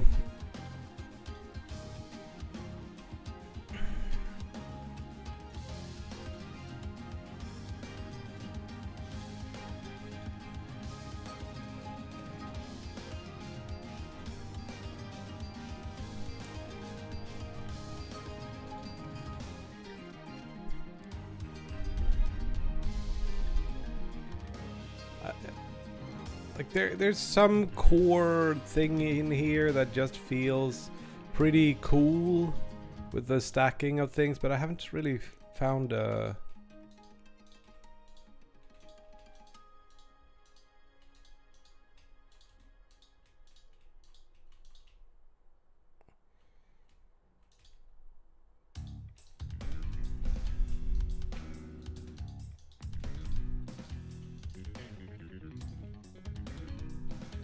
Feels good to go throw around things, put it on the fire, but there needs to be some tactics to it for this to be interesting.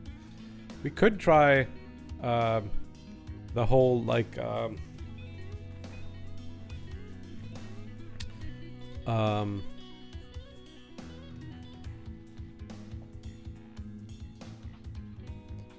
the whole enemy thing. If we spawned enemy camps and enemies would spawn periodically from that in like little waves.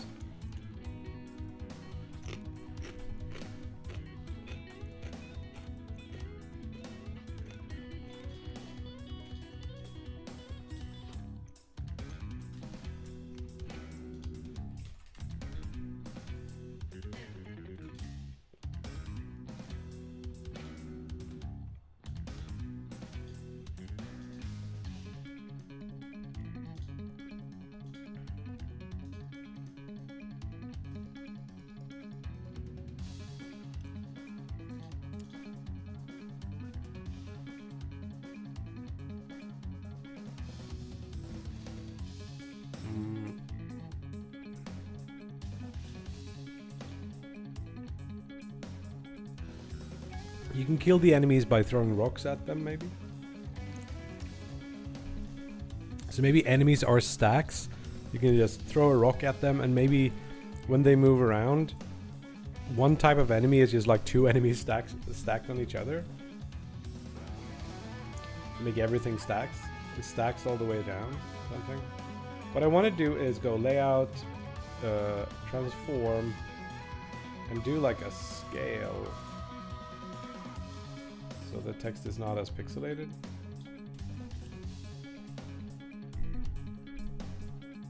I kind of liked how big it was before that.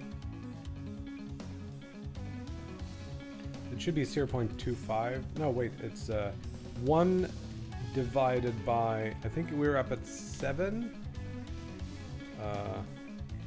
0.14 or whatever. And then we just make it bigger.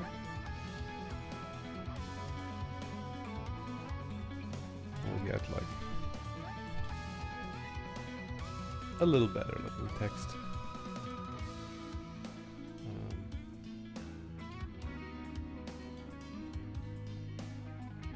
Is it not centered?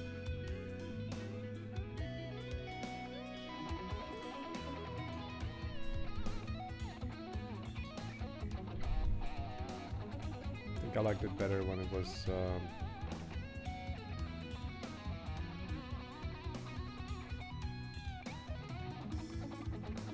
how did I put in the color? Was it in there?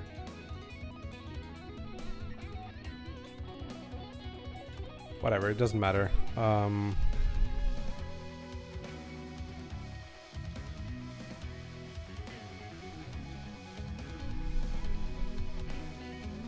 Yeah, I guess what we do is we say like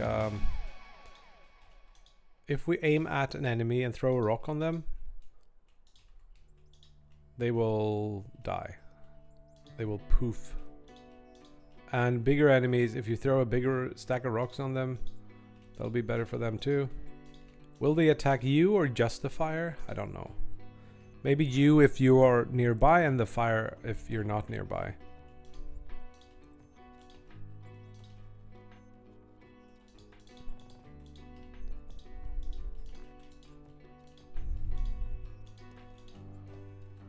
So maybe at full health, whenever it burns something, it creates this little overcharge meter, and then it fills up an XP bar with that overcharge. There's so many ideas right now.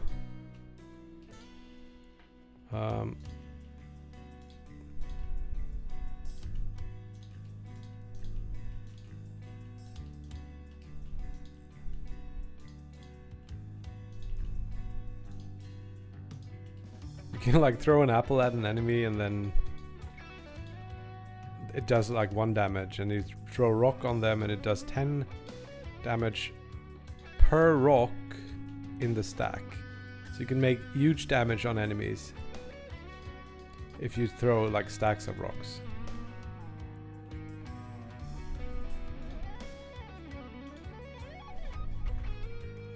Let's make an enemy.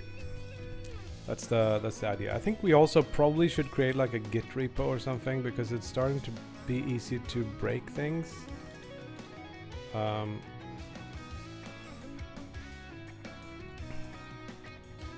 Let's call this just like base enemy.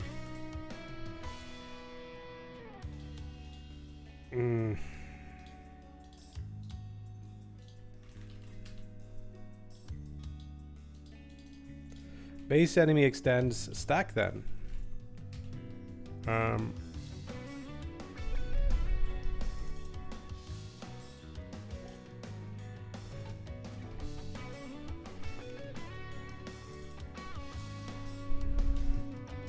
Yeah, something like that, Skyfer. I thought I'd have shadows coming from all the stacks.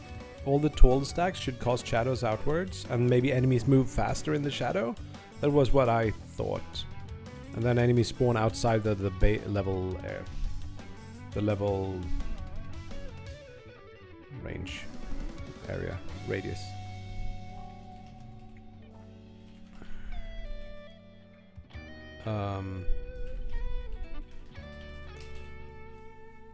So what's the base enemy gonna need or want? Let's create a new base enemy here. We need to save this first. Base enemy. Here he is.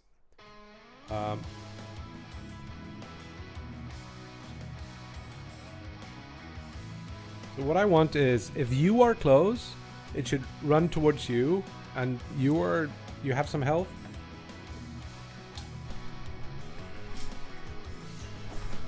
We need a little sprite for the enemy too. Let's do that while we're thinking about it. It's gonna go in here. Draw it in white first. So the enemies are just gonna be like little critters with 4 legs. Thinking. And a big red eye.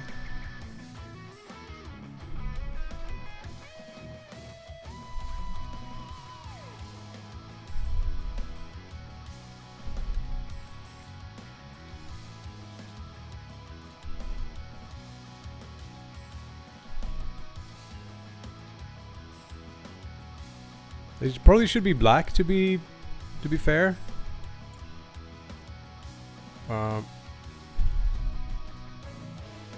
But these are gonna be our enemies for now. What did it say? Shift O? Yes. Outline color black. Let's go.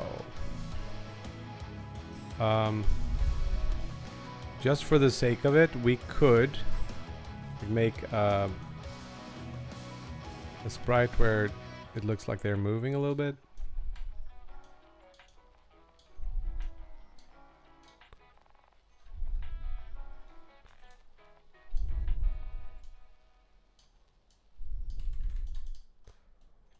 So we can do like a small animation on those. Whatever. These are enemies. They're on whatever. We're gonna need a shadow. Gonna grab the player's shadow, put it in the enemy. We're gonna grab the player's collision shape, put it in there. Make sure this is unique so we're not changing.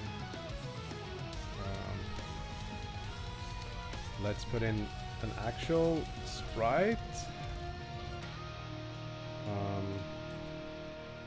gonna be our sprite, and we're gonna need the collision shape. Shadow.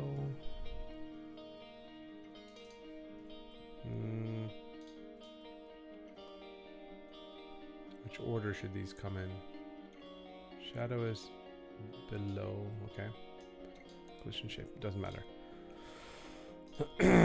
Sprite. Take the animation and bump it to... There it is. It's our little enemy.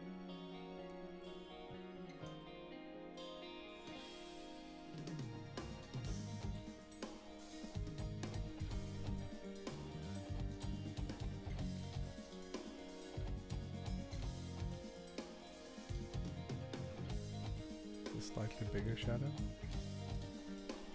Okay, here's our little enemy. Sounds good. And then it's gonna swap between this frame and that frame to walk. Cool.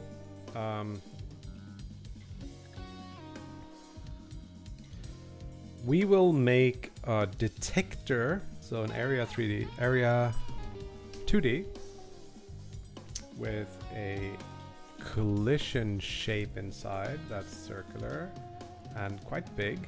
This is the player detector.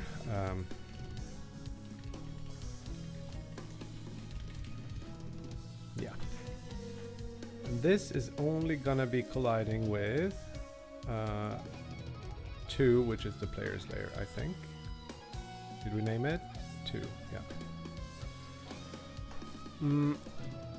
And then we're gonna take our base enemy here and add a ready function. Func ready. And the super, because it's a stack and stack has something. And then we're gonna have func process and probably physics process actually, but we'll see.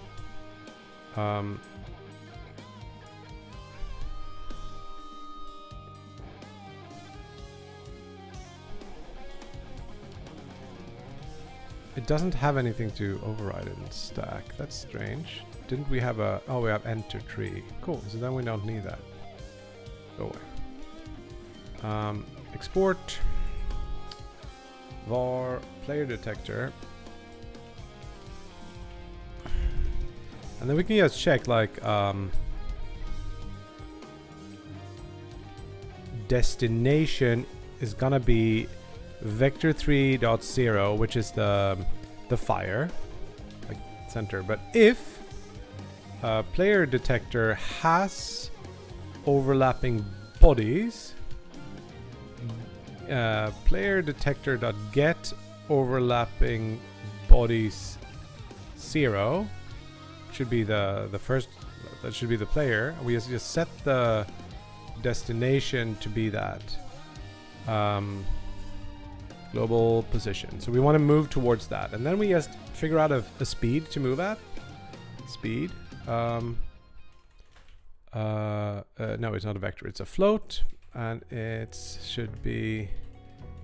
I need to say like 20 or something. And this is where like the speed should go up if it's moving in shadow and slow down if it's in light. Something like that. So we'll see that. It doesn't like this. Why? Vector 2.0. Here we go. Sweet. And then we just calculate delta position and subtract the destination. Subtract our position from destination. And we set velocity to delta position normalized times speed. Should make it move towards whatever that is. And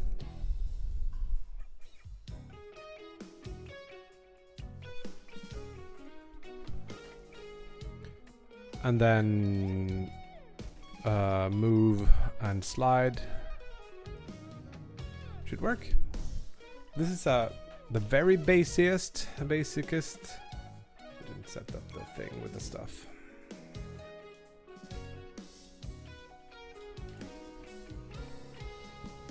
So it moves in the wrong direction.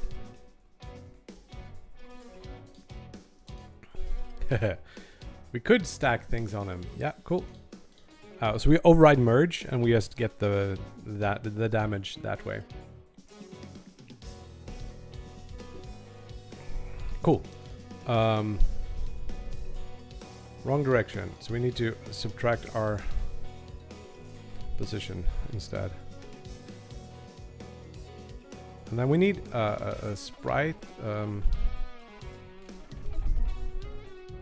Sprite 2D. And we need to like update the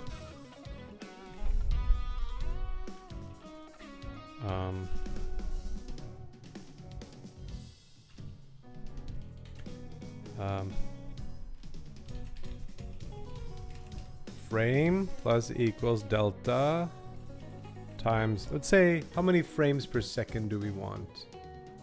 10, 5 frames per second. We can set the sprite dot offset something, what was it, frame chords dot x to be frame round I frame modulo 2. It should be the first and the second and the first and the second, something like that. Set up the reference here. Boop. It should move towards us. If we are close, it moves towards us. Doesn't look very menacing. It's a little bit too slow. And when we move out of the way, it's gonna go towards the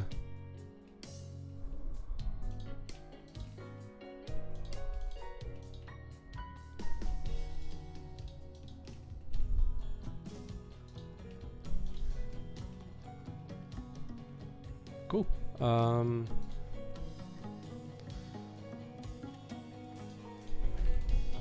Let's go to our item. Let's do like drop damage. And I think also this enemy should have some sort of health. And it should be an int.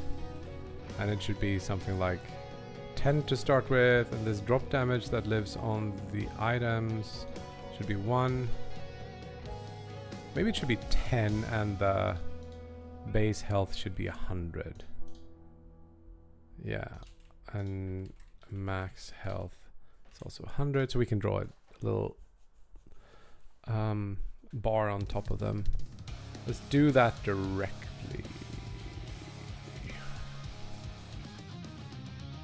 This means I gotta throw 10 stones on them. I'm not sure about that. Func merge, which has what signature? This.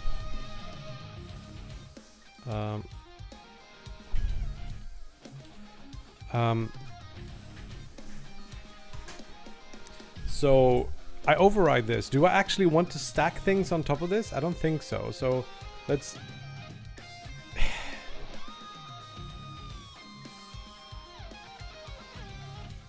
copy some parts of this. The drop position is the global position, and then it drops towards drop position. But it's moving. I guess it should stop moving, or I don't know about that.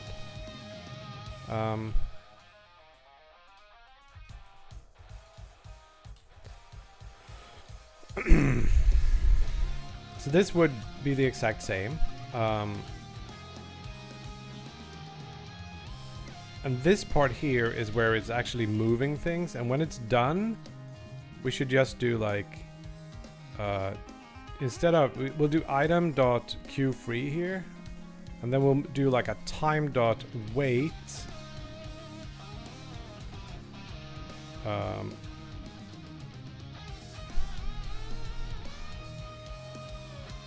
I think at least time.wait for how long? 0.125 or something. So 10, or like that would be 8 a second. Yeah, that feels about right. Delete the item and do the damage. So like damage or health minus equals item.drop damage.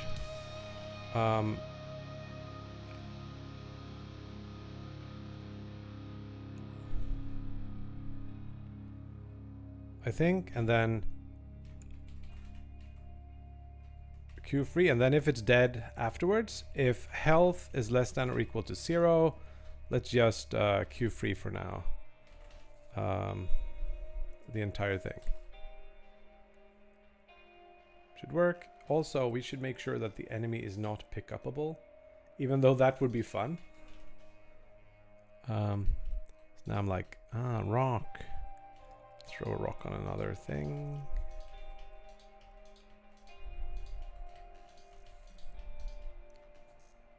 You, enemy.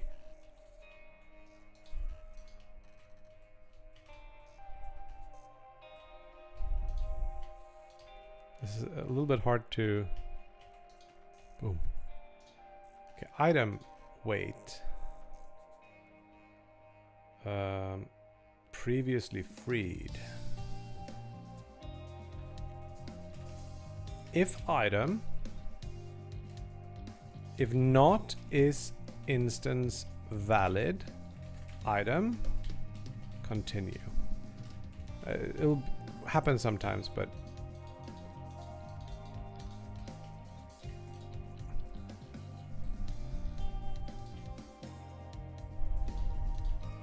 we need to stop moving.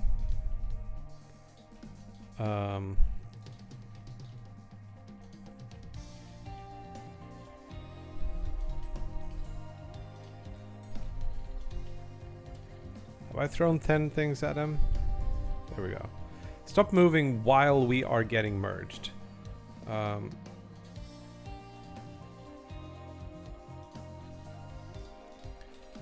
Can move is true.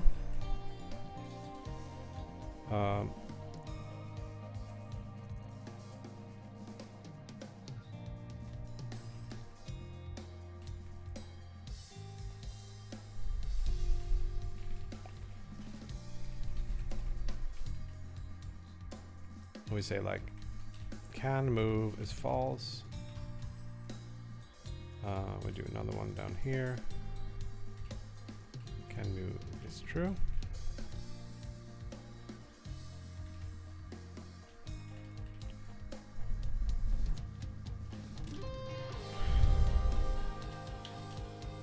I don't know why it's kind of... Is it because of the...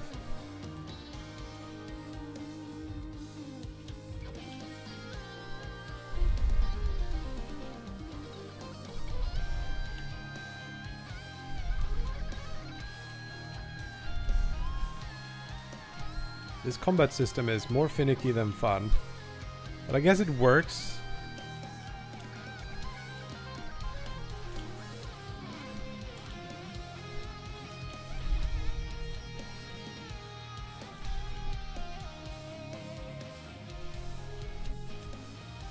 It also doesn't really do any damage to us, so...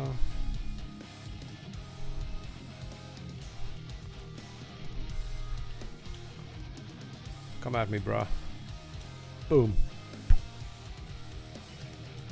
Dead, yo. Now we need to focus on the fire a little bit.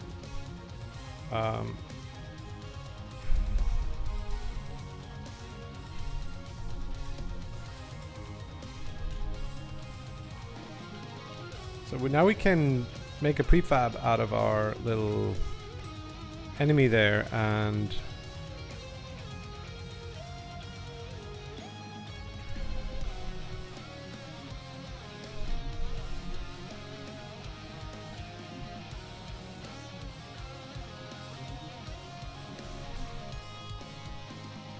yeah.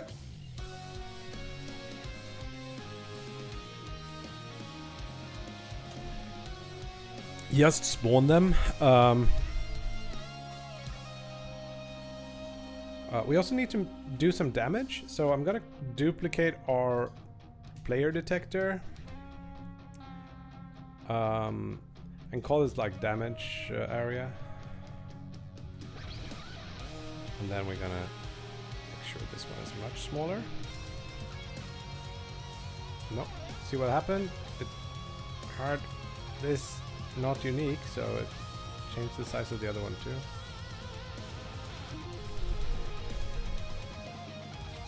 Okay, so this is anything in this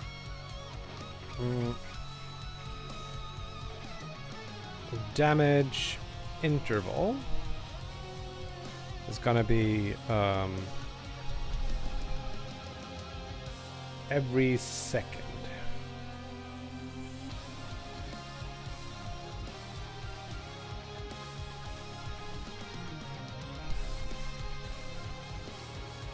So here we're going to, yeah, we can do this in can move. So we check like if damage area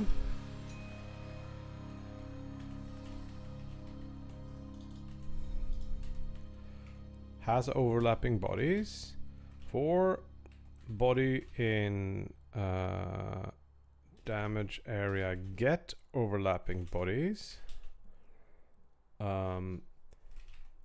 Stack equals body as stack if stack not equals null. We like do stack dot damage, and then I don't know if we should have a damage amount. I don't think that that's needed,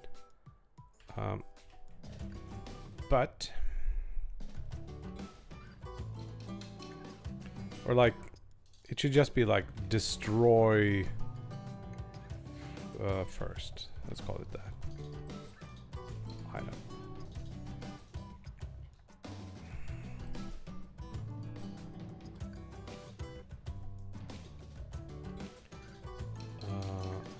Time since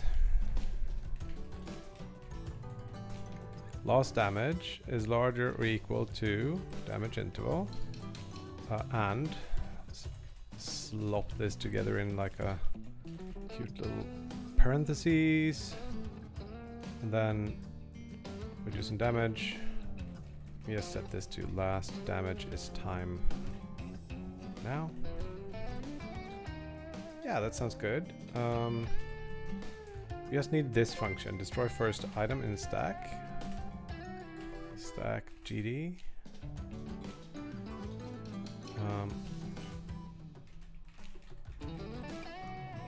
So we do that when we're burning things. So let's look at fire. And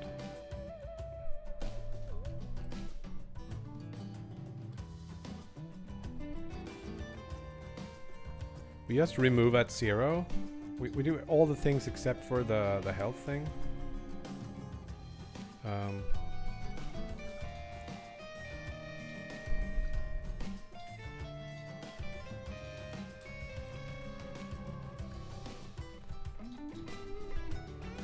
Just remove it. Cool. So the enemy should now, when it enters, except it's the wrong collision shape, should actually mask both the player and this, but the player is not a stack, so it's not going to be good. We'll see. So this didn't work. Didn't hook it up as usual.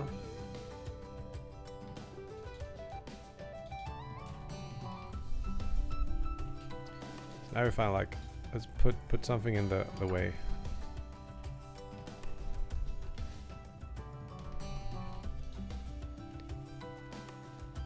Oh, when I'm destroying something, it doesn't seem to work. That was the first issue. Why doesn't it work? Base enemy.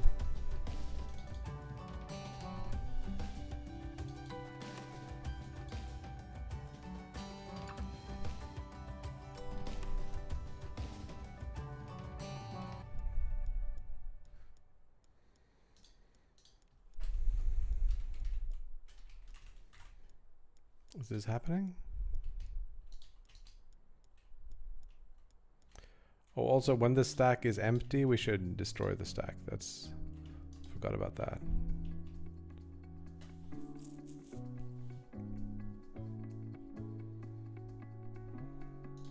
Also, I think we shouldn't move if we are attacking. So like maybe we do this first.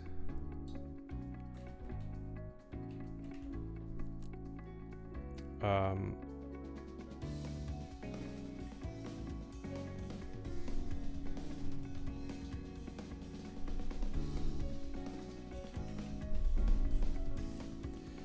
I'm changing my mind a little bit here.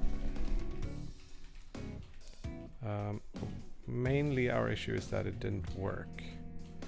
Damage area, I think I know what's going on. Mass should be 1 because the player is at 2. Cool. So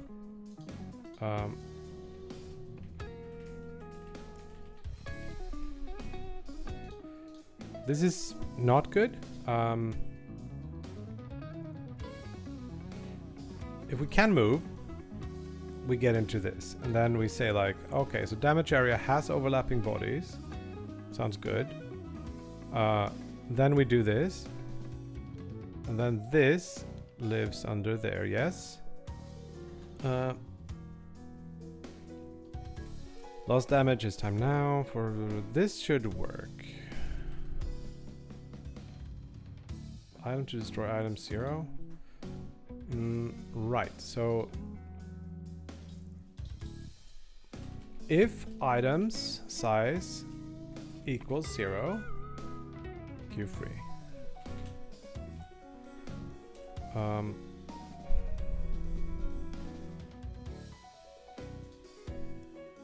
Where does this come from? It finds itself? Is that it? But that should be not work, right?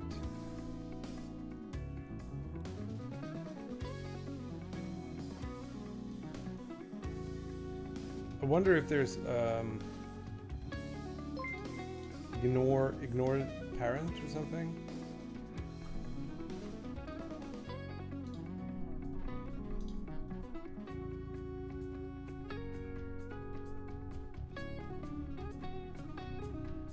Let's make this base enemy, let's move it to another layer. It's going to be on layer 3, which is the enemy layer. That should solve that issue. But now we can't drop things on it anymore because the merge area doesn't have the correct collision mask. So we want to also do 3 now. Let's see if this works. So now we can see if it tries to destroy things as it goes through.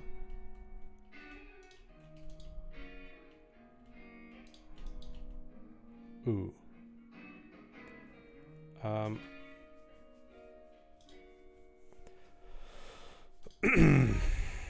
So this is the fire, and I believe the fire should be on its own thing, but what we should do is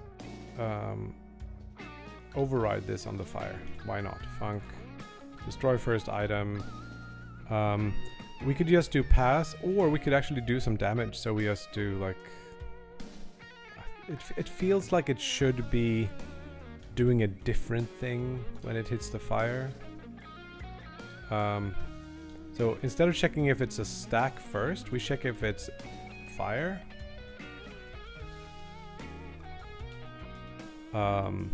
If fire not equals null, we will do fire dot damage, or like yeah, this damage with, I don't know, 10. Otherwise we try if it's a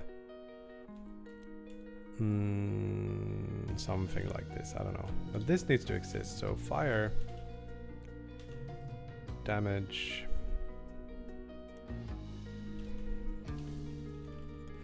Now that I see it, maybe it should be just a stack. You can damage a stack with an amount instead, and then we don't need to do this thing. So instead of destroy first item, well, we can do that. We can do funk damage amount int return void, and then like here, this is where we say like for most things we just do destroy first item.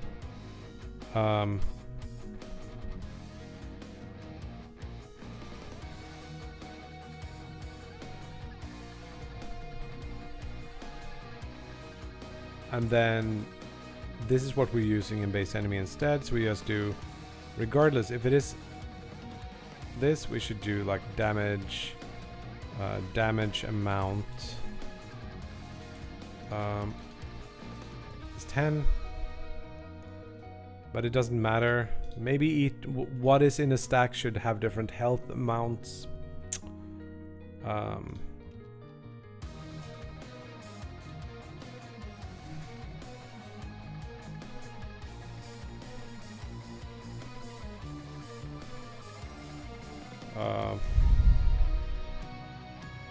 It feels convoluted. Will it make a difference? Probably not, so let's keep it out. So now we can do damage to the fire. And we can do damage to things that are inside of the... These should now be destroyed.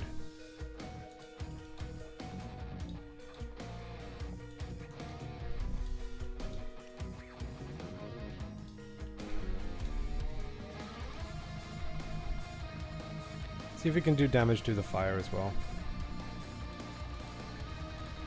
See the fire? Nope, didn't work.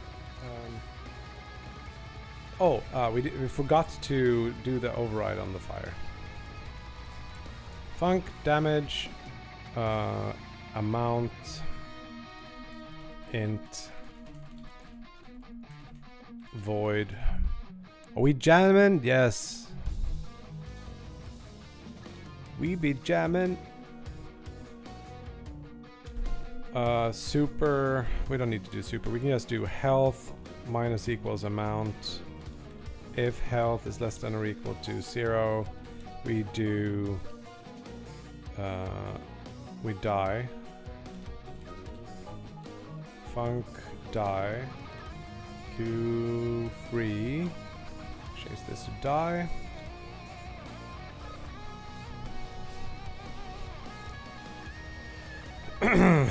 Okay, cool.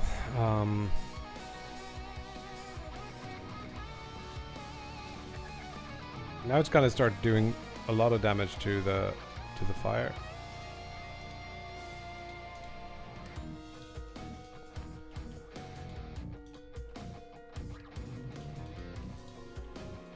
No, where's our fire? It's gone. Did we fix the thing where the stack upon destroying this? Yes, we did that.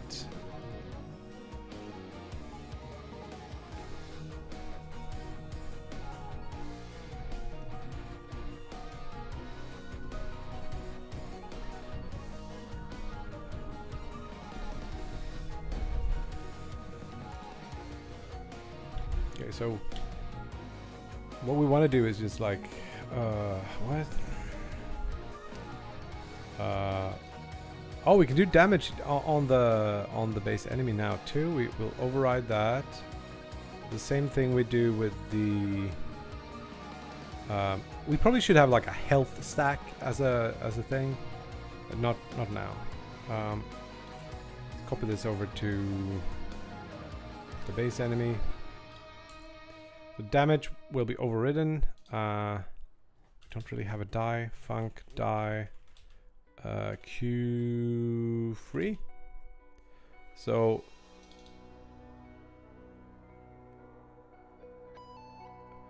how did we get into damage? Is that the drop that does it? No, it's this that does the damage.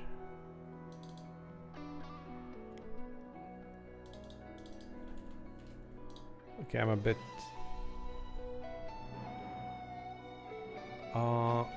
I am a bit confused. I'll be...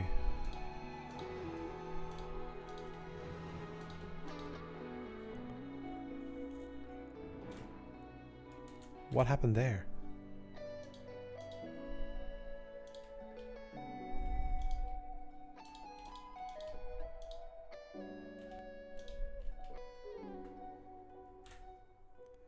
Why did it stop here? Q free on a previously freed instance. So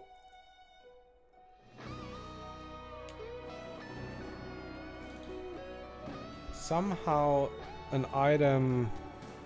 Whoa, what's that? Lights flash.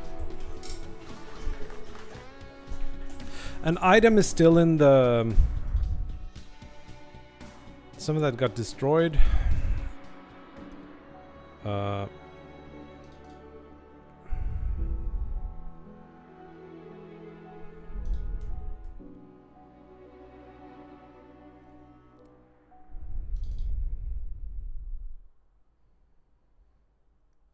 So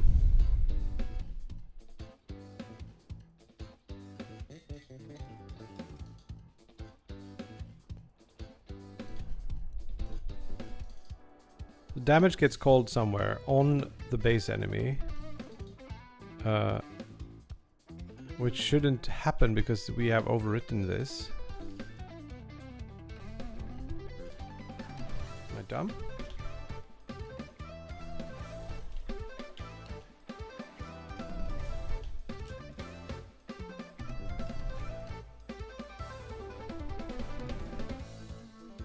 Oh, this is not on the. This is not on the base enemy.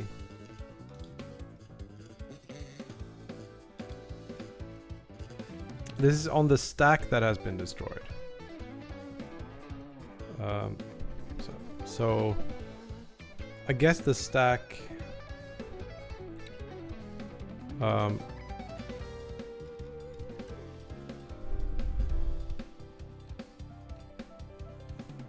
Somehow is inside of the. Yeah, okay, cool. So I think I can fix this by just saying that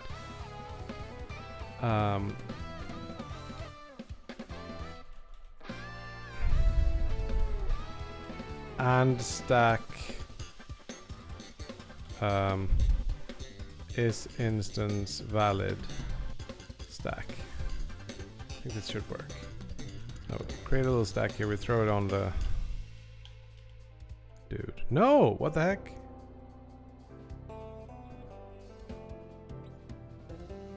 I kind of want to know why this happens, but I could solve it by just doing that check here instead.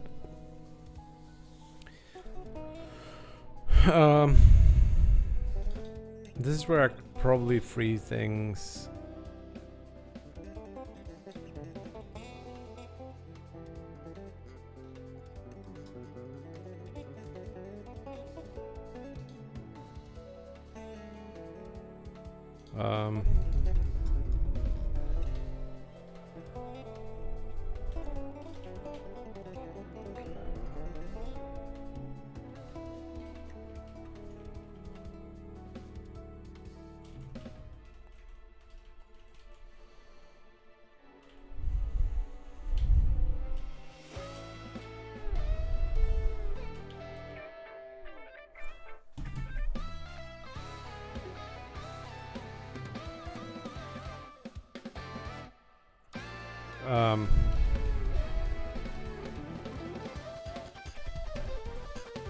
Yeah, I can't erase it if it's queued free, maybe?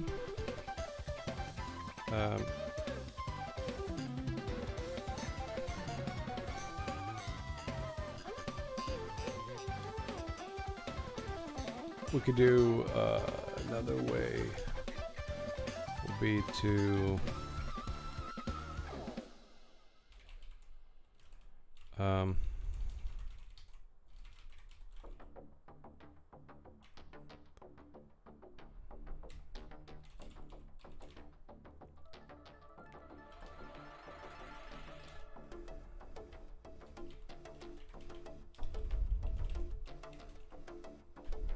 maybe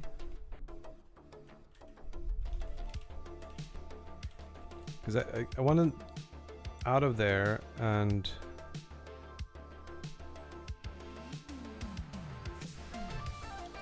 freed one by one, but somehow the stack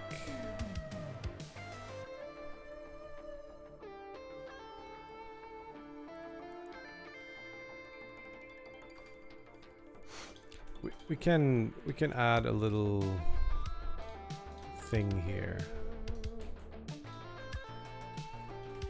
I should probably shouldn't be one of those.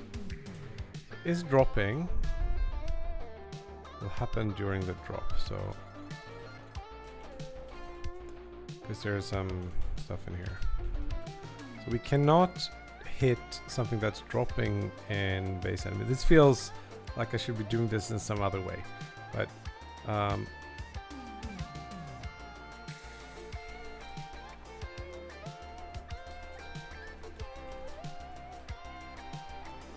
see if this works.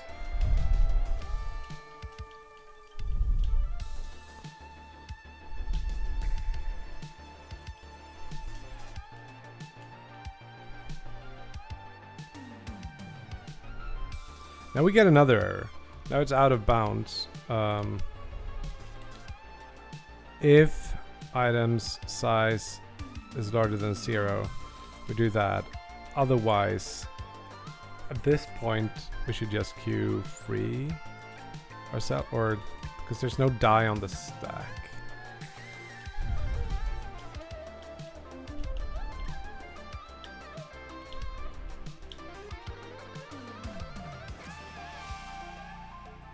Huh?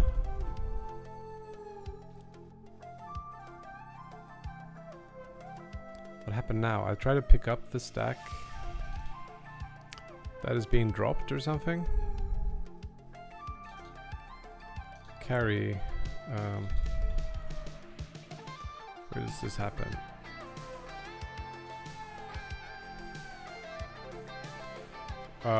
He has turned off liftable. In a stack while it's getting dropped.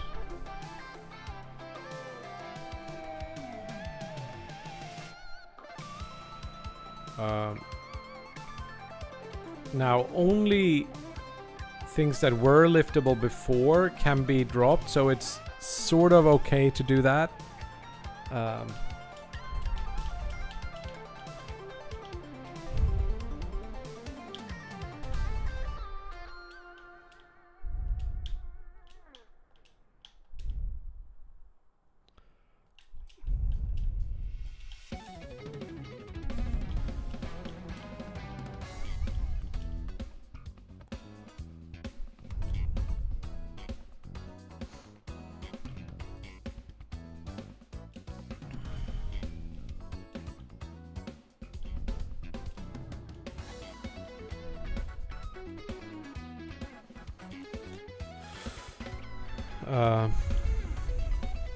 It does feel like the game will not be like the stacks are not really like wide enough for them to be like walls. So unless it'd be cool if the enemies liked apples and you can throw an apple and they will be attracted by the apple. Something.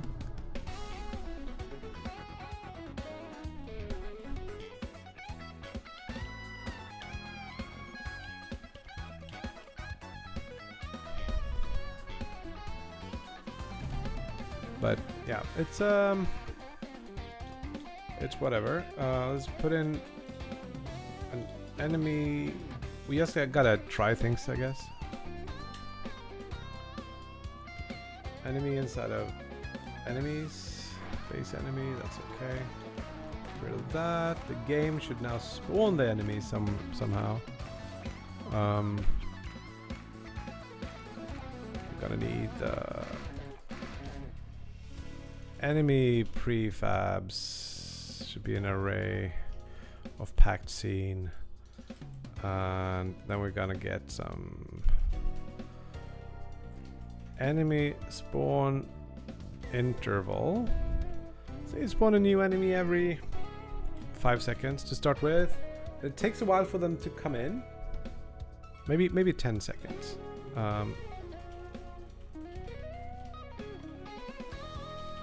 Spawn one directly, and then we spawn them at the radius. They're gonna kind of eat their way in.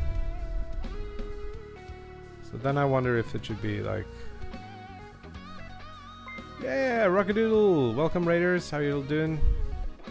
How you doodle? My brain.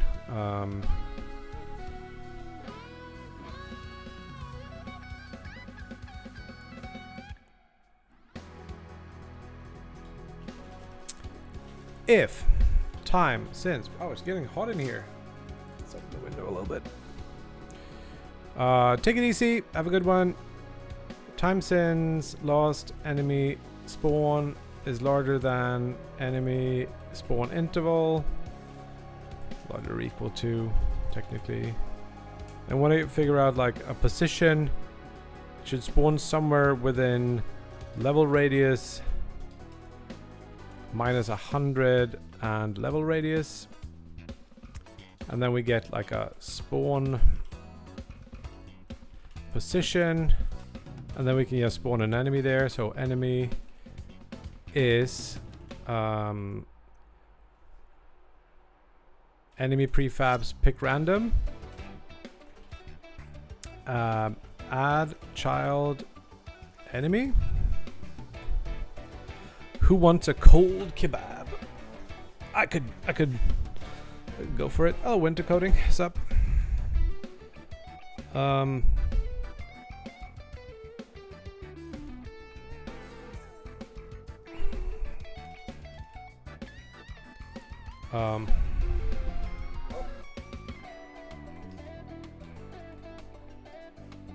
It's sort of everything we need to do. The only last thing is like lost enemy spawn needs to be set to time.now. This is GD script. It looks like Python, but it's not Python. So now every 10 seconds, an enemy will spawn somewhere within the radius. We need to, of course, put in the frickin' thing. Enemy prefabs. We only have one, so that's nice and simple. Go. We need to call the function. So there's an enemy here. It doesn't do shit. Why?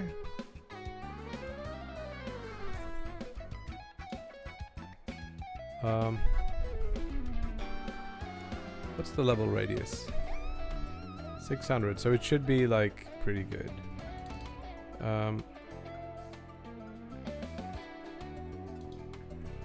Let's wait a little bit before the first one should spawn.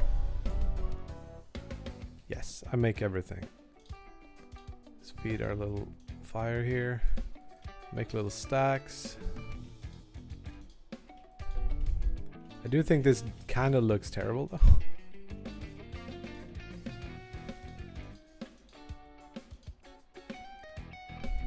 So here's our dude. Did we not remove it from the... Like it doesn't seem to be working. Do we have errors? Did this guy get the wrong something? It seems okay.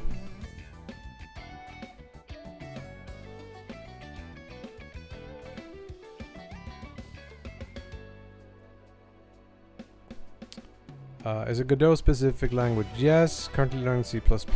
Sure. Fat stacks, yeah. Pip, yeah. I'm not a fan of pip, but I don't really use.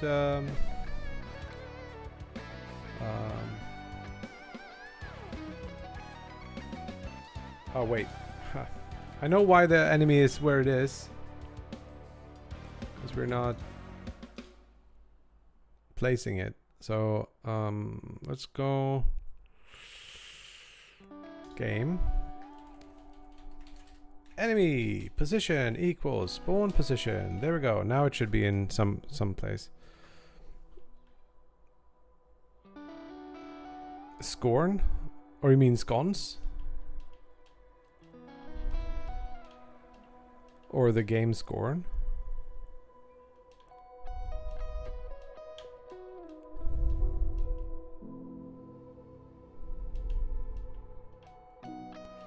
Takes a while to build Godot, yes. not the end of the world, but it's...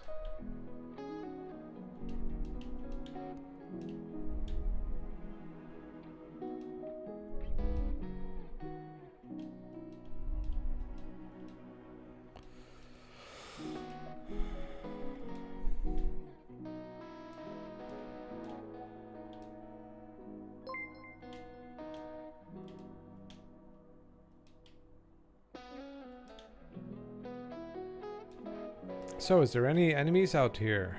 Are they getting stuck on something? Like, I don't know where they would spawn. The level is huge.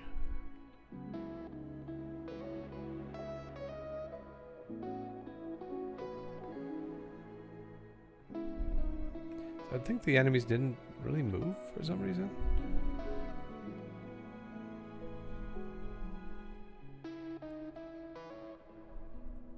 There it is.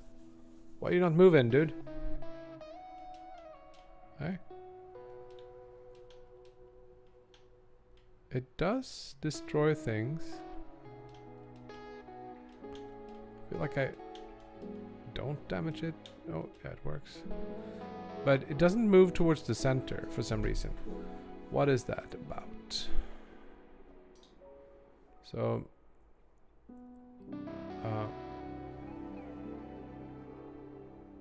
am I missing something here? Ye old family chat? No.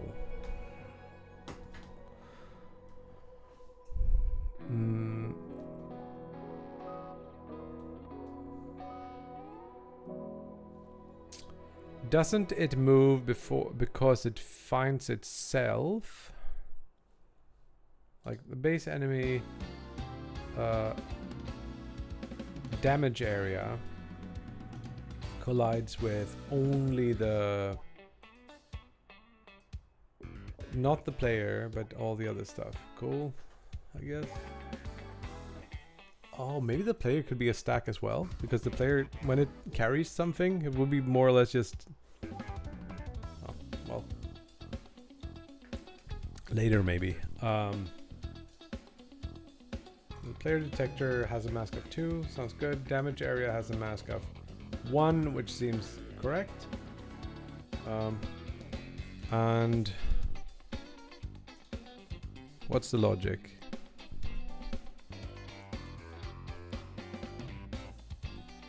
They did animate, right? Yeah, I think that's weird, Winter. I would love that. And also something that works fine in the editor as well. I don't know if that one does.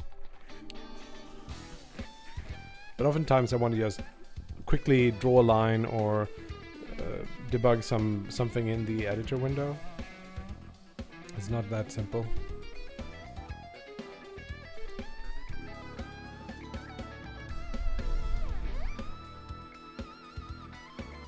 So I guess damage overlapping bodies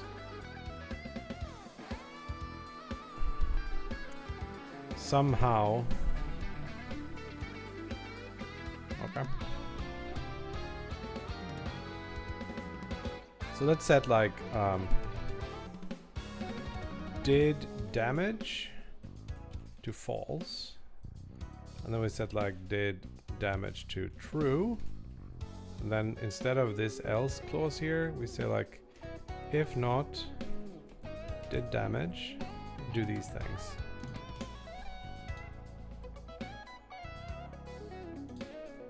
See if that helps. Now it's kind of tricky because we don't know where the enemies spawn.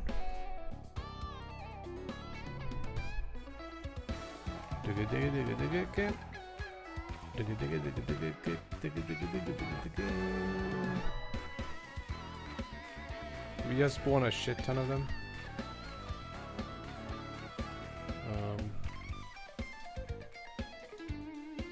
Spawn them every second instead. and closer to the center. 100?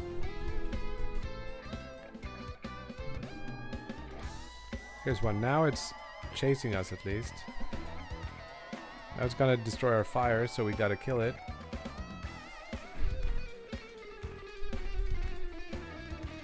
Ah! They're killing our fire.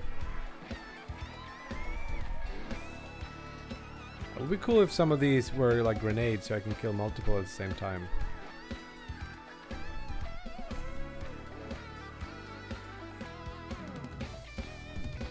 So it might be...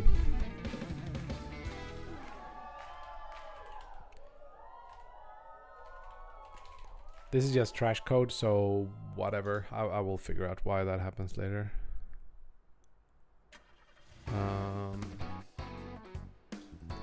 Getting used to only being able to have a single script per node is rough. Nah, I kind of like it. It's pretty nice. I just have nodes. So like, check out my player here, for example. So the player would have, in Unity language, it would have different components, like an animation controller, some movement stuff, the thing that does the carry. They just create them as node things, which are not like, they don't have a transform or anything. They're just like pretty lean node objects that can reference other things. So I use that in instead of the components, and it's kind of nice to not have two different concepts. Yeah, pretty much forces one to use a god class. No.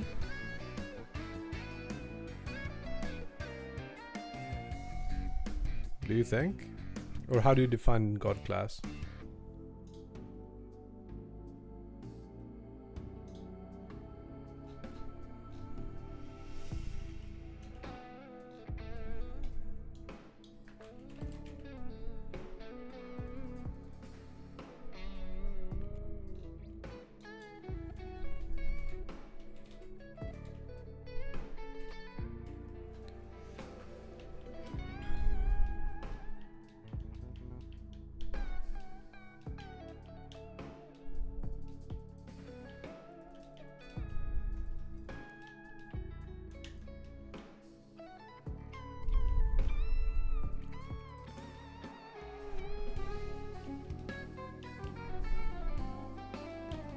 Are they not being able to damage our... Feels like they're not damaging the fire. I wonder, did I put the fire on a separate layer? I don't remember. Fire. It's on layer 1. Either...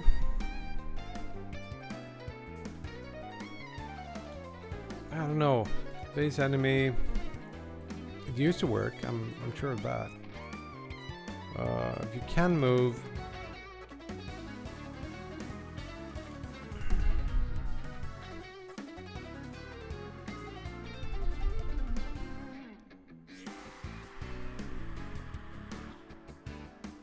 Yeah. Like a class needs reference to all child components. Yeah, it's the same concept as components. If the components need to communicate with each other, you could reference their parent. I do that sometimes because it's convenient. And the parent references all the children. Or you could just have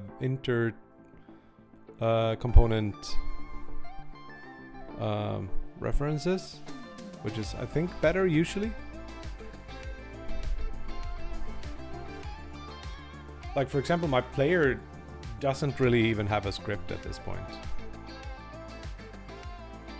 It's just the character thing. It doesn't even have a type. A user-defined type, at least.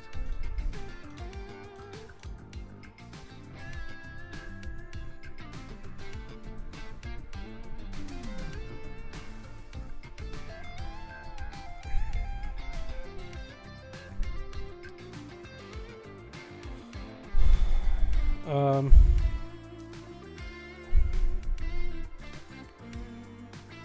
the question is, did I screw this up?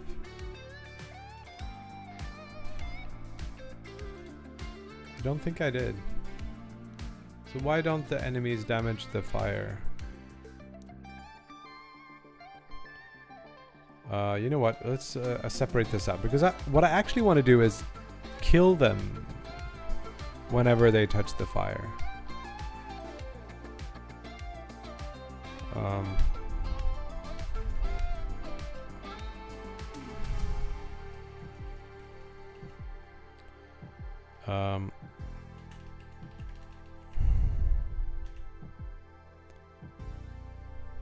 Die. And then else.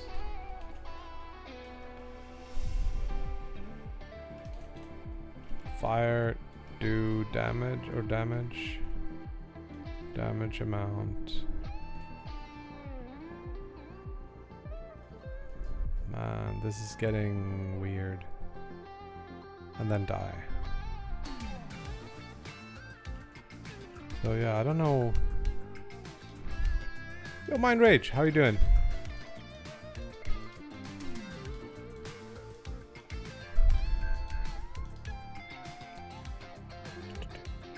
No. I don't know, like... I don't want to do these.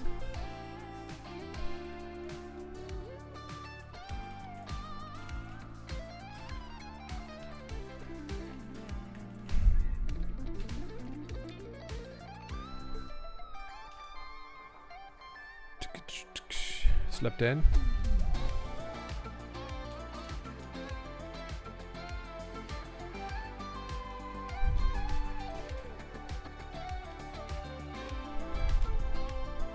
I think would be nice if when a stack hits the other, when you merge with the enemy, the wait time is before the item is deleted, so you can see that it happens for a split second first.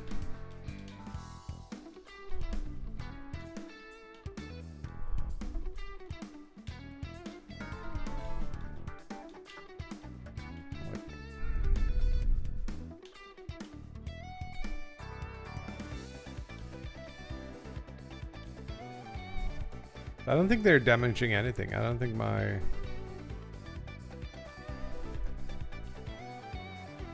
If I just run away, they're gonna go to the... That works, but it doesn't seem like they're damaging the firewood, for example. That should just... Now it did work, sort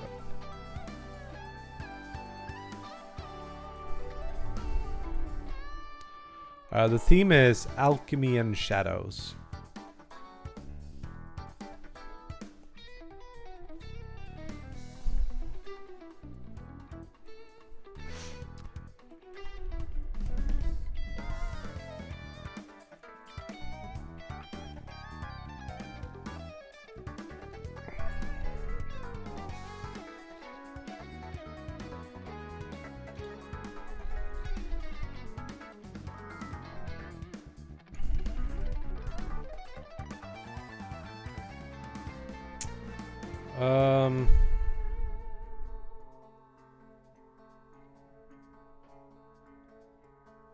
So let's see here.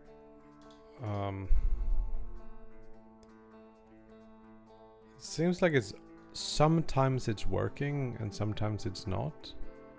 This overlapping bodies is strange.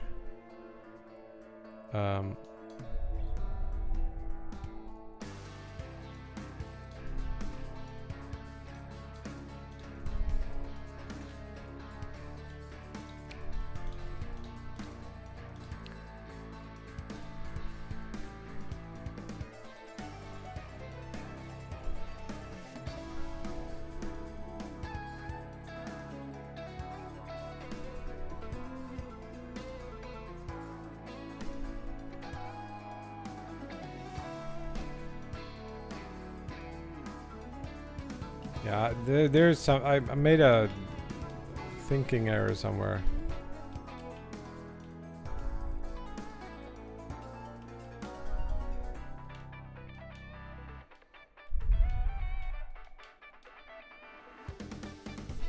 Sucker.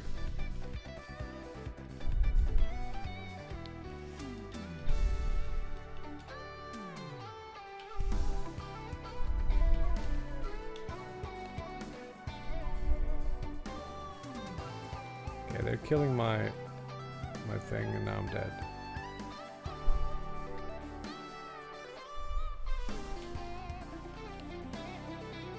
Okay, I think it's working now. But now... What damage on... So I'm just gonna help.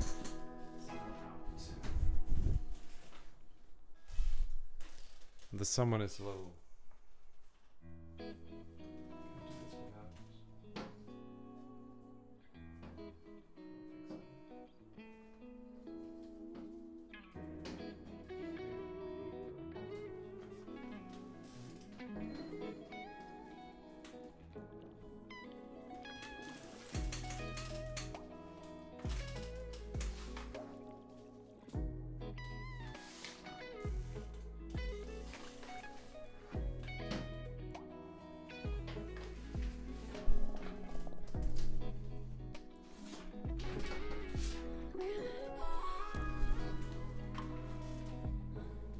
I have a glass here specifically to throw out wasps.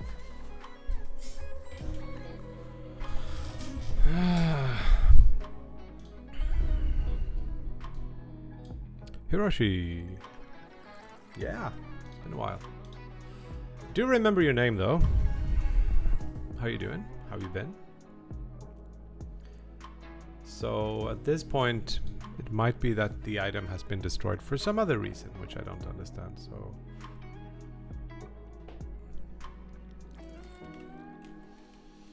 Let's move this down here.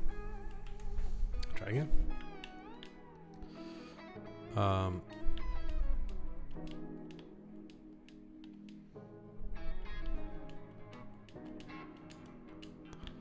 we can like...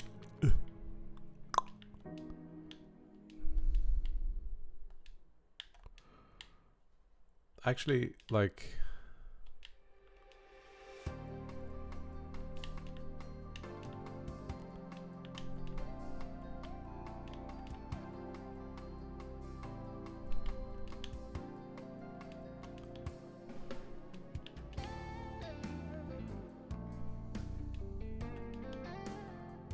There's a lot of them now. There's no way I'm outrunning the spawning. But it seems these guys are stuck up there. They're not really destroying the stuff. Why are they not?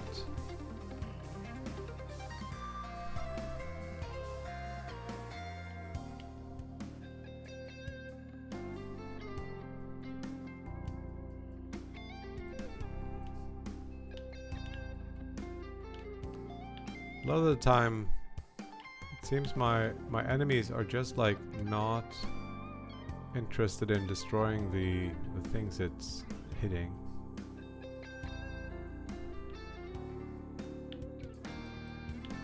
Why? Why doesn't it do it?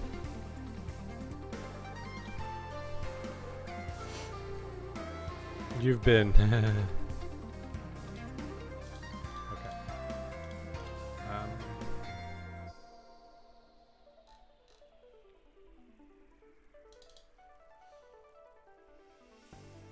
I cannot move while...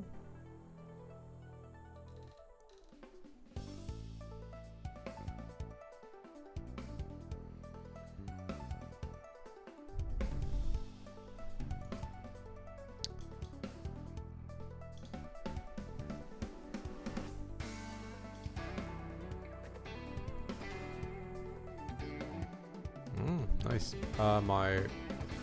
My parents is or are at. They've gone camping with their camper camper, not van, camper, just caravan by the sea. They just send a nice picture. Oh, take it easy, Hiroshi. Have a good one. I don't know. It just feels like I've been chasing down some weird issue that happens because I'm freeing things when I shouldn't be freeing things.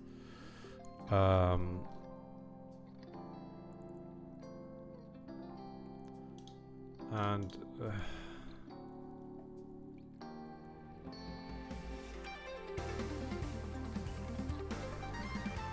the other thing I think is that this is the base enemy is a stack, and the stack. Oh wait, I'm not adding the things to our stack. Is that what's happening? So merge is like put things. We put everything, every item.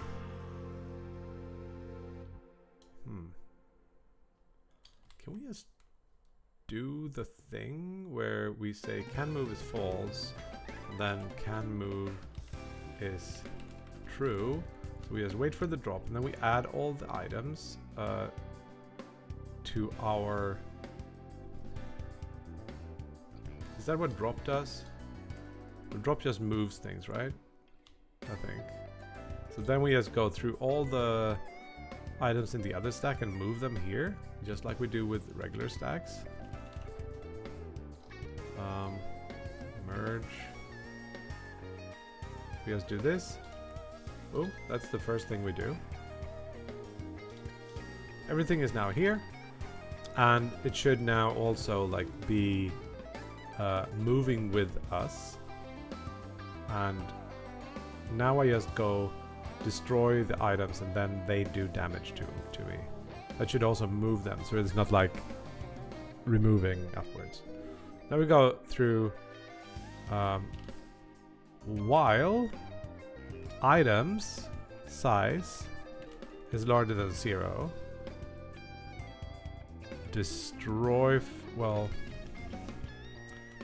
item to destroy is gonna be items 0. I think that should be the lowest one, yes. And then item to destroy gets freed and removed from items. Items remove at 0. But then we also want to do damage, so damage. And this is ourselves, so damage, item, damage, amount. Drop damage, I think it's called. Drop damage. That's how much damage we should do. We don't have, or why? Ah. And then we need a little weight. So a weight time weight 0.125. Let's see if this makes it better.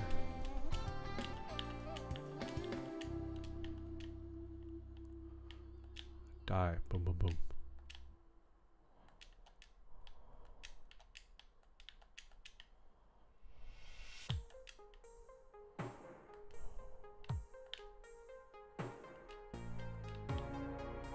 Feed the fire. No, I threw it the wrong way.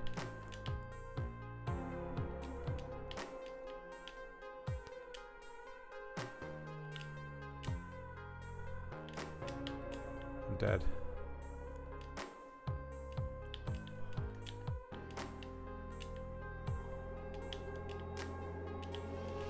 I feel like they should more have like 3 health instead of whatever they have now. Or 30.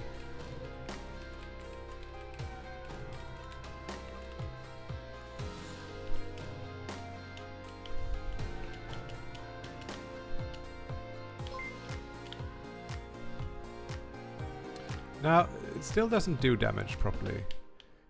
It should do damage to the stacks. Is it because I've never dropped them? Things that haven't been dropped? I have an idea what that could be. So wait. Stacks. Liftable is true. Is dropping should be false. That's why it doesn't destroy things. Okay, okay. Now this should kill that one. Yep. To feed the fire.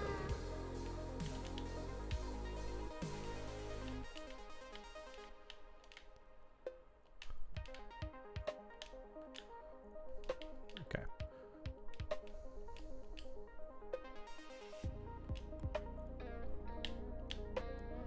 And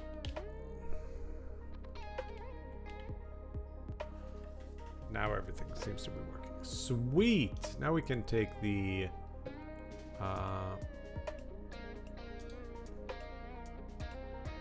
game. I feel like max stack size could be 5, and we did this weird thing with minus 20 instead. Radius is alright.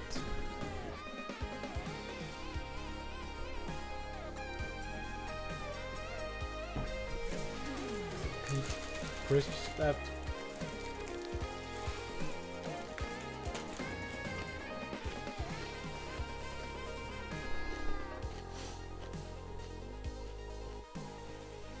Okay.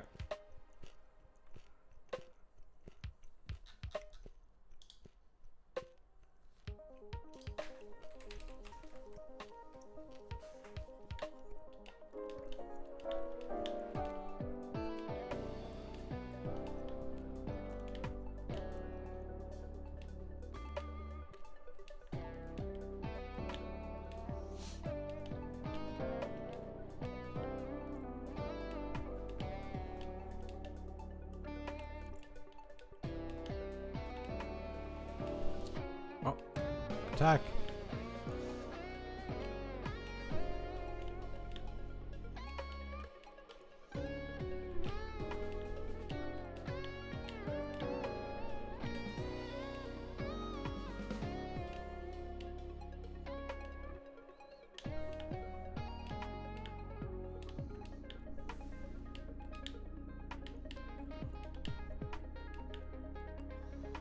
Comes an enemy.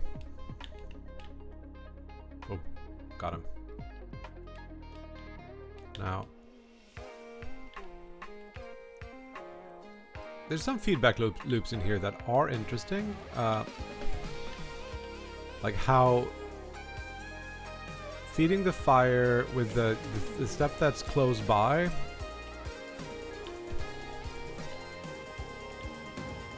also makes it so that you have less ammunition to throw at enemies and less things to block off the fire.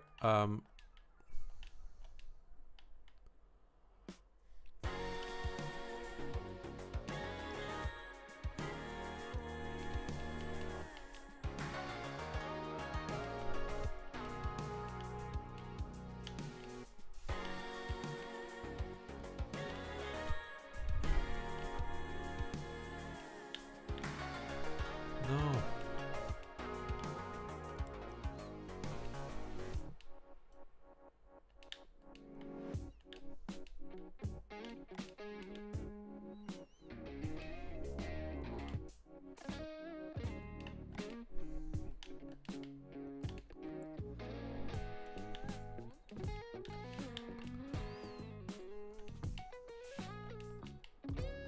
I think the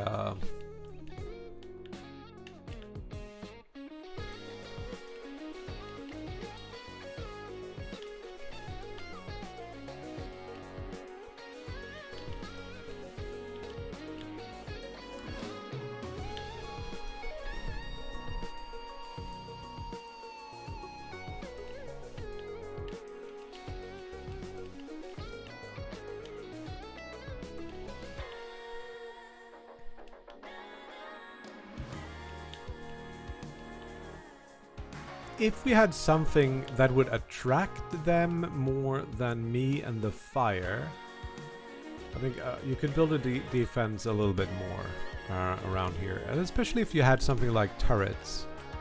I don't feel like the stacks do enough to kind of hinder enemies from getting to your fire.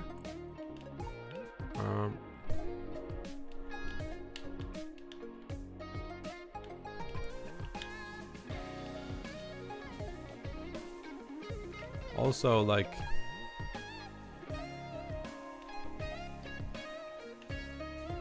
not gonna be able to kill that, and it's gonna self-heal enough.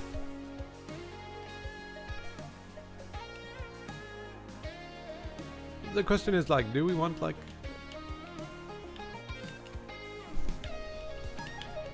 it's really not a big difference if you drop it like 1 pixel too far ahead and it kills the rock instead of you throwing it at them.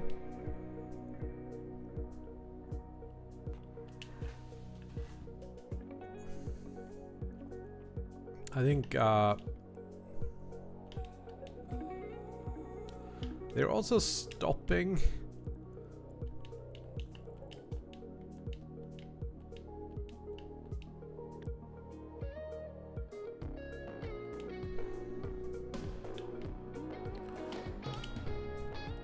I wonder if you should be able to like punch them or something.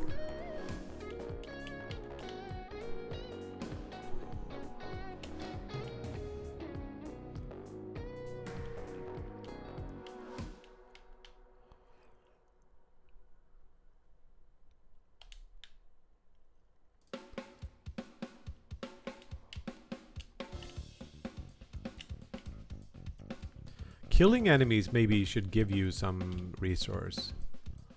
And that resource is what powers up. Like, we say different things when they put into the fire do different things. So maybe killing an enemy gives you some sort of like an experience packet, and that experience packet will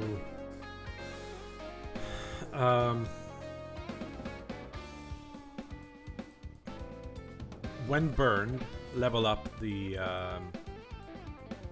fire. So you need to kill enemies to level up the fire.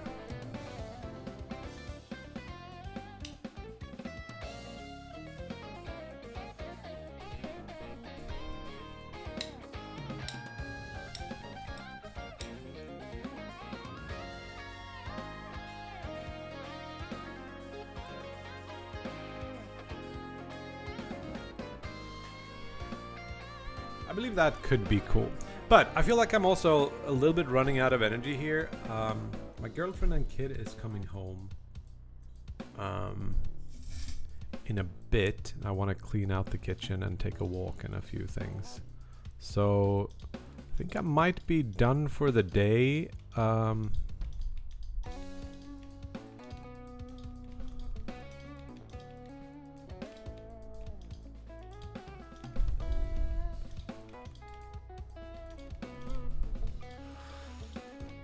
The problem is, on Sunday I'll go on another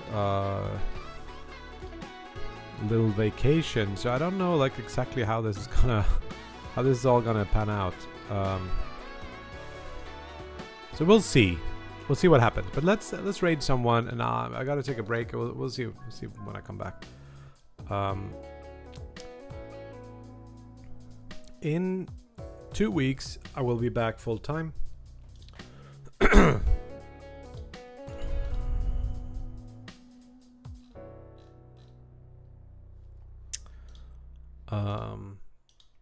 And I don't know if how much time I'll get in between there. We'll see. So let's do the raid browser again. Where is the raid browser? We need a window for that. New window. This is gonna be twitch.tv. Is there a raid? No.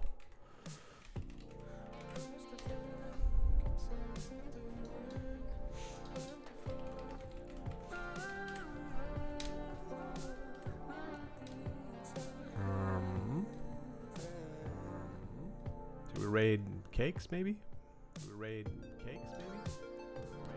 Let's do it. So, let's do it. So, wow, that's not annoying at all. Wow, that's not annoying at all. Hey, he's got a tiny little kid. Cute. Cute.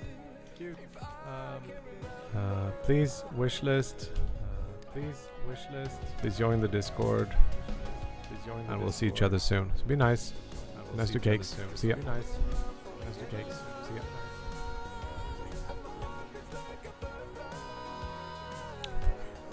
3, 2, 1, zoom. Rising. 67. Rising. Sounds good. Cool. Yes, you can.